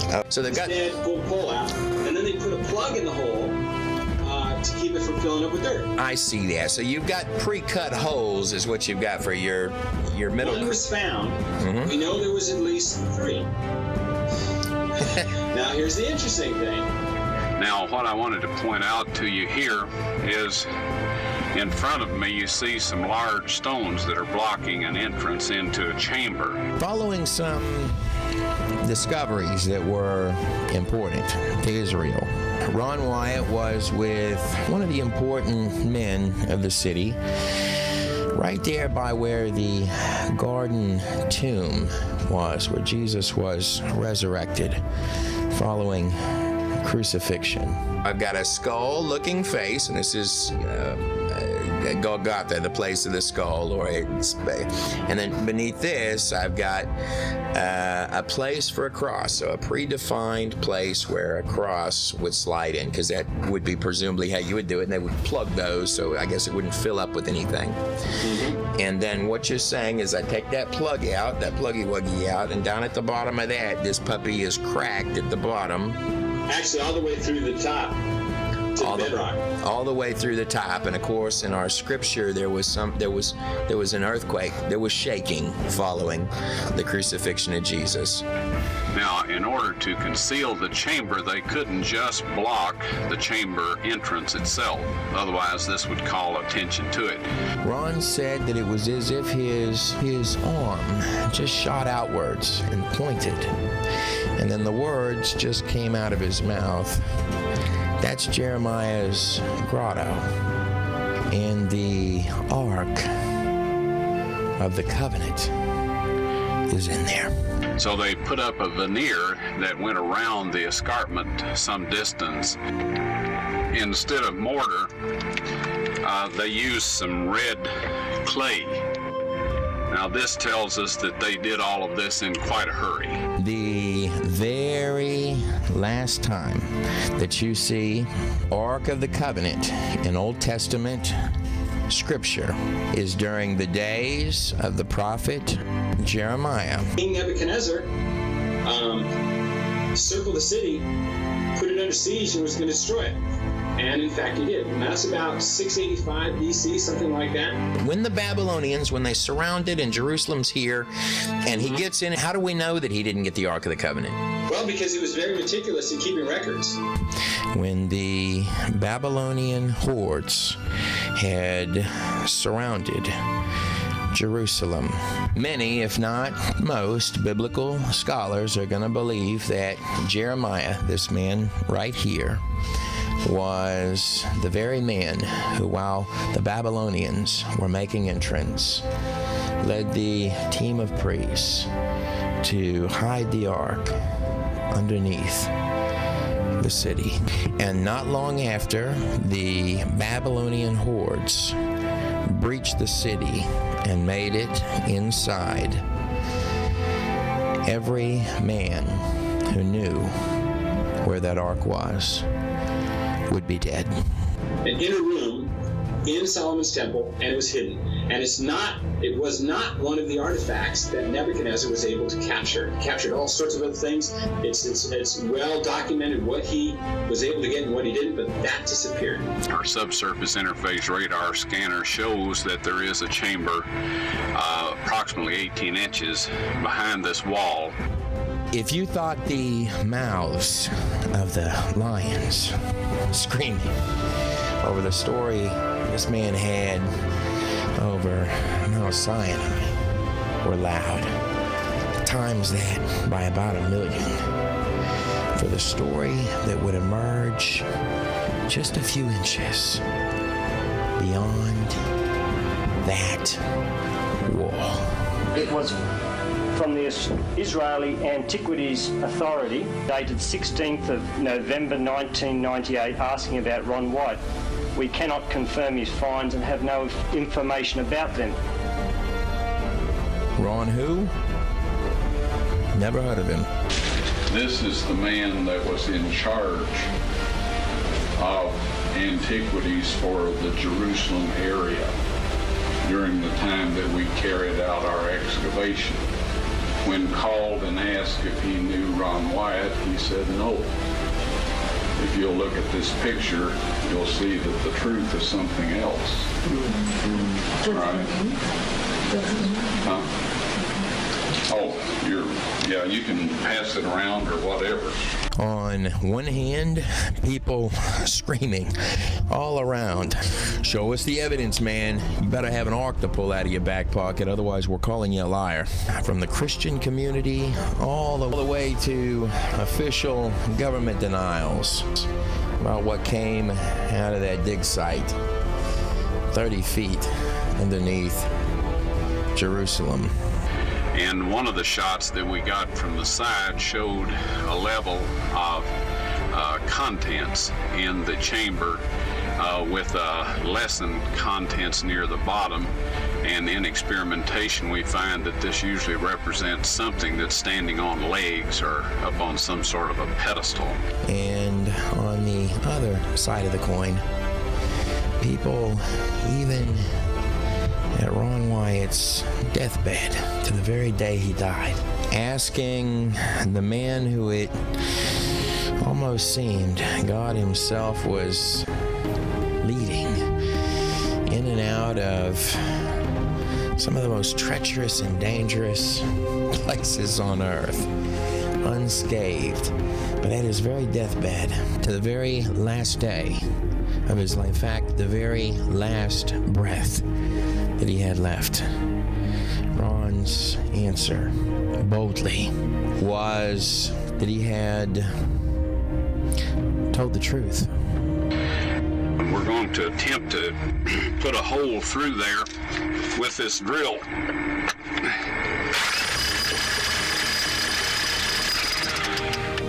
All right, now, as we're down here with a lot of debris over us, quite enough to bury us, and some future archaeologists, if time lasts long enough, would find our remains. The dig site happens to be right there next to the garden tomb, and by the way, right under where they were digging and where that chamber was. Just above is the believed crucifixion site of Jesus Christ. Brilliantly bright light filled the room where I was. Incredible. I looked at this and I couldn't look. I turned my face away from this. And the light began to descend down upon me. Now where I was darkness. Where he was light. It was not like this light that shines down on us. It was light there and the darkness where I was. The first thing I knew about him was his holiness. I knew he's a holy God. And I knew that he's just in my heart. And I knew I'm unholy. Suddenly out of the light, a human hand came out. Or the light became a human hand. I cannot tell. One thing I know, a human hand appeared and touched my right shoulder. At that moment, I felt a touch on my left shoulder and a voice that says, I forgive you. Just to put this in proper perspective, this place where they're tunneling and they're digging down to a chamber underground that he's trying to break through and break forth into. And then just above that, you got the crucifixion, the believed crucifixion site, just below which is the chamber, and then just outside that tunnel is a stone's throw away from the actual believed empty tomb of the resurrection of Jesus Christ. On one particular day when they couldn't work on the Ark of the Covenant dig, Wyatt, as well as a doctor friend of his and others, are cleaning and beautifying up the tomb, garden tomb area, beautifying it. They're underneath in the shade, down in here in a cool place in the day, and they're looking up on top of the stairs, and then a being was up on this landing, the top of those stairs. Looked exactly like I figured Christ would have looked. And the outfit that he had on was not exactly like the Muslims wear today, but it was closer to that than it was anything else I had seen. So I said, are you from around here, sir? And he said, no. And I said, well, then you're a tourist. And he said, no. I thought of one question. I don't know why. I just wanted to ask a question. I said, God, is Jesus your son? I don't know why I wanted to ask this question. I heard Allah is forgiving and merciful, but we cannot know his forgiveness till the day of judgment. He said, God bless you.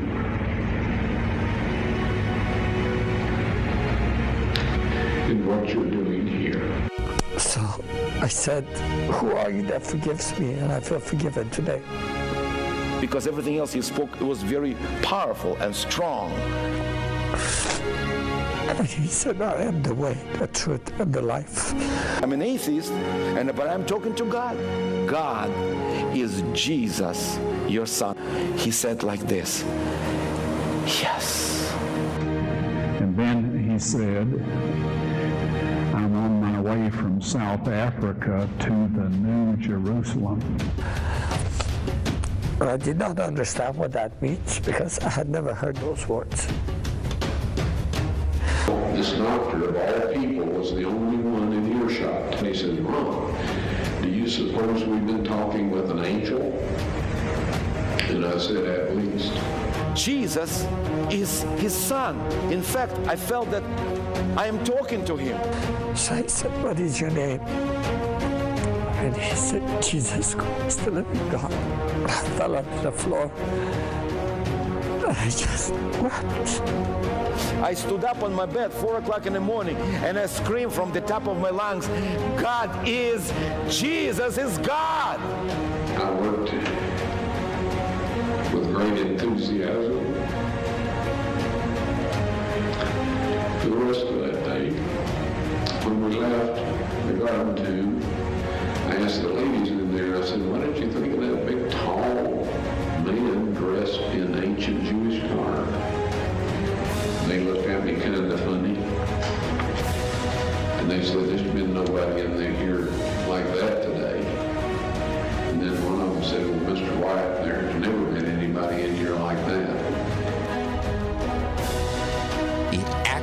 Ark of the Covenant should contain or be accompanied with the actual 10 Commandments, the words of God. From that mountain with that burned top, there were, when he found the Ark of the Covenant, there were 2 angels in there. Is that right?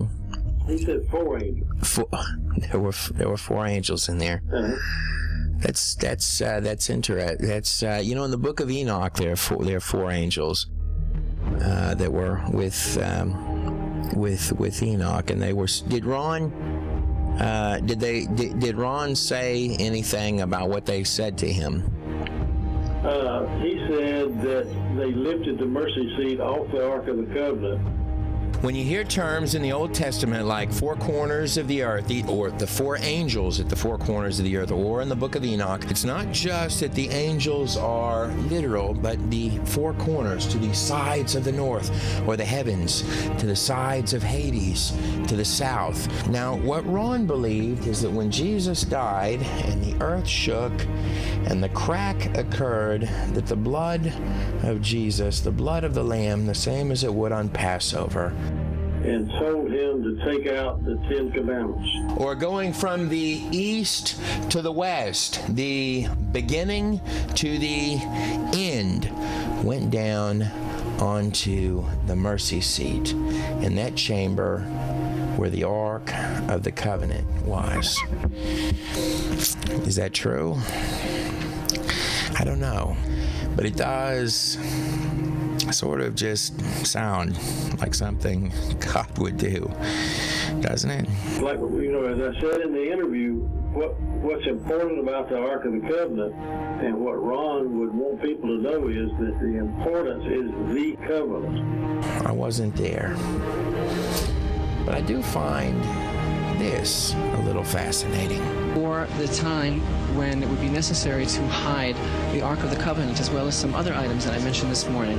And we know exactly where that chamber is. And there's the great room, and then there's these tunnels that come off the great room. And let's say you go down this particular tunnel, and at the edge of that tunnel, as you walk in, near on the right on the ground, about this far off the ground.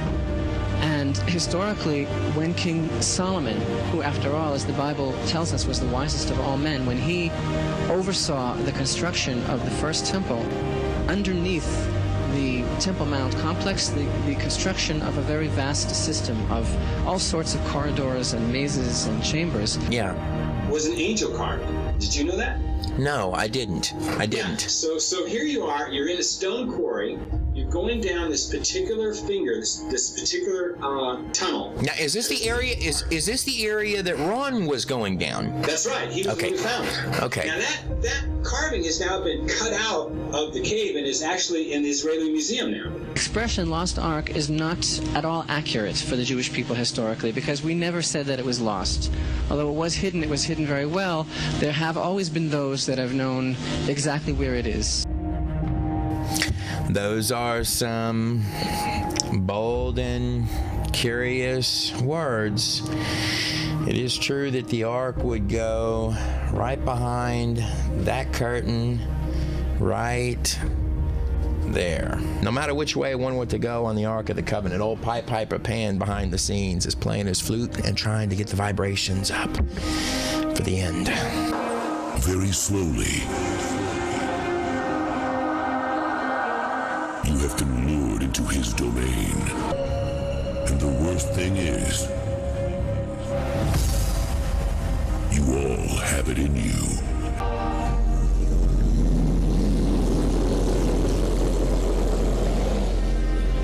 Well, let me take a wild guess who it is coming through that portal back there.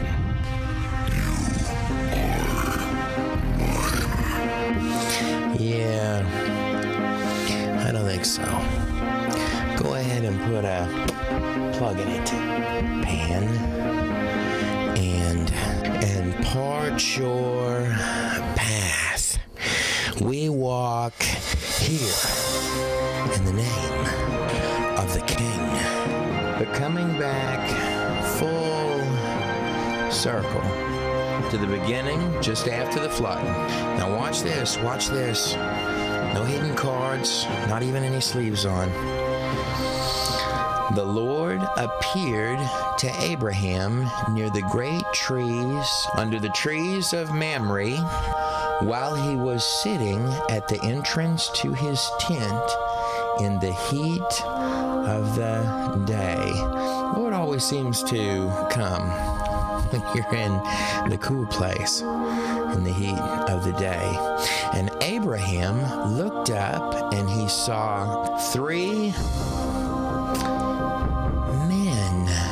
A fascinating thing about Jesus is that he enjoys to have very grand yet personal feasts with his friends. And when Jesus does fish, it is not a joke, but particularly the bread and the wine.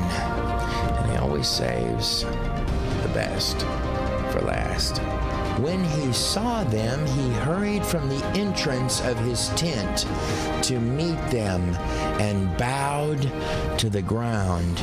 But the text says that one of these men was the Lord himself.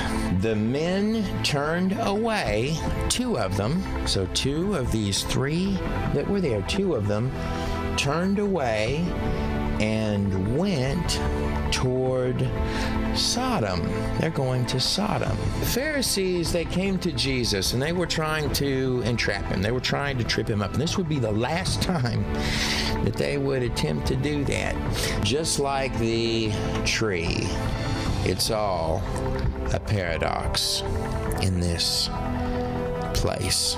They said to him, they said, "What think ye of the Christ? Who is he? Is he David's son, or in the lineage of David?" And Jesus replied to them, "If David calls him the Christ, Lord, then how is he his son?" They didn't ask him any more questions after that. But Abraham remained standing before the Lord, who looked like a man, and Abraham recognized him. Now, as you flip the page, our titlings are going to change. The 2 angels arrived at Sodom. I'm Trey Smith, and I'd like to thank you for watching Entities, The Beginning, by the God in a Nutshell project. The 2 angels arrived at Sodom. They were there to handle business in that evening. And Lot, little bitty Lot, was sitting in the gate. He had now become the door greeter for the city God was about to annihilate. God loves pulling people out of the fire. For those who have relationships as friends at the table of the king, this would be the 2nd time that Abraham had saved Lot's rear end.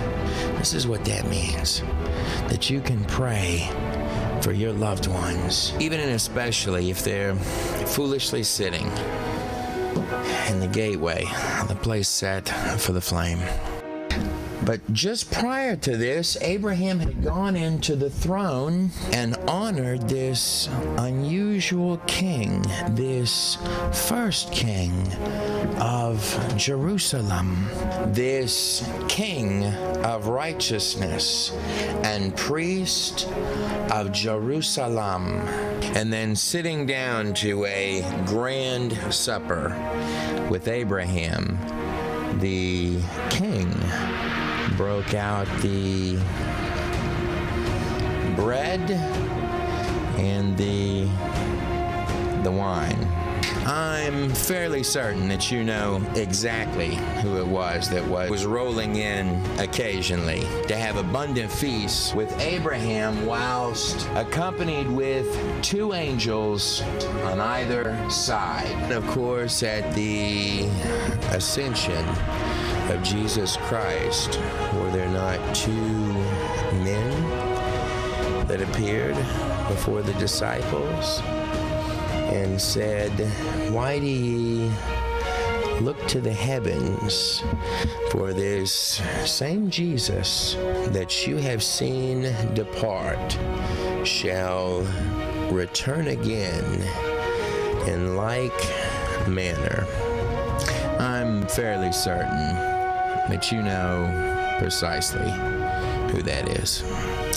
But that's definitely not the end. That's merely the end of the beginning. The best is always saved for last. Isn't that right?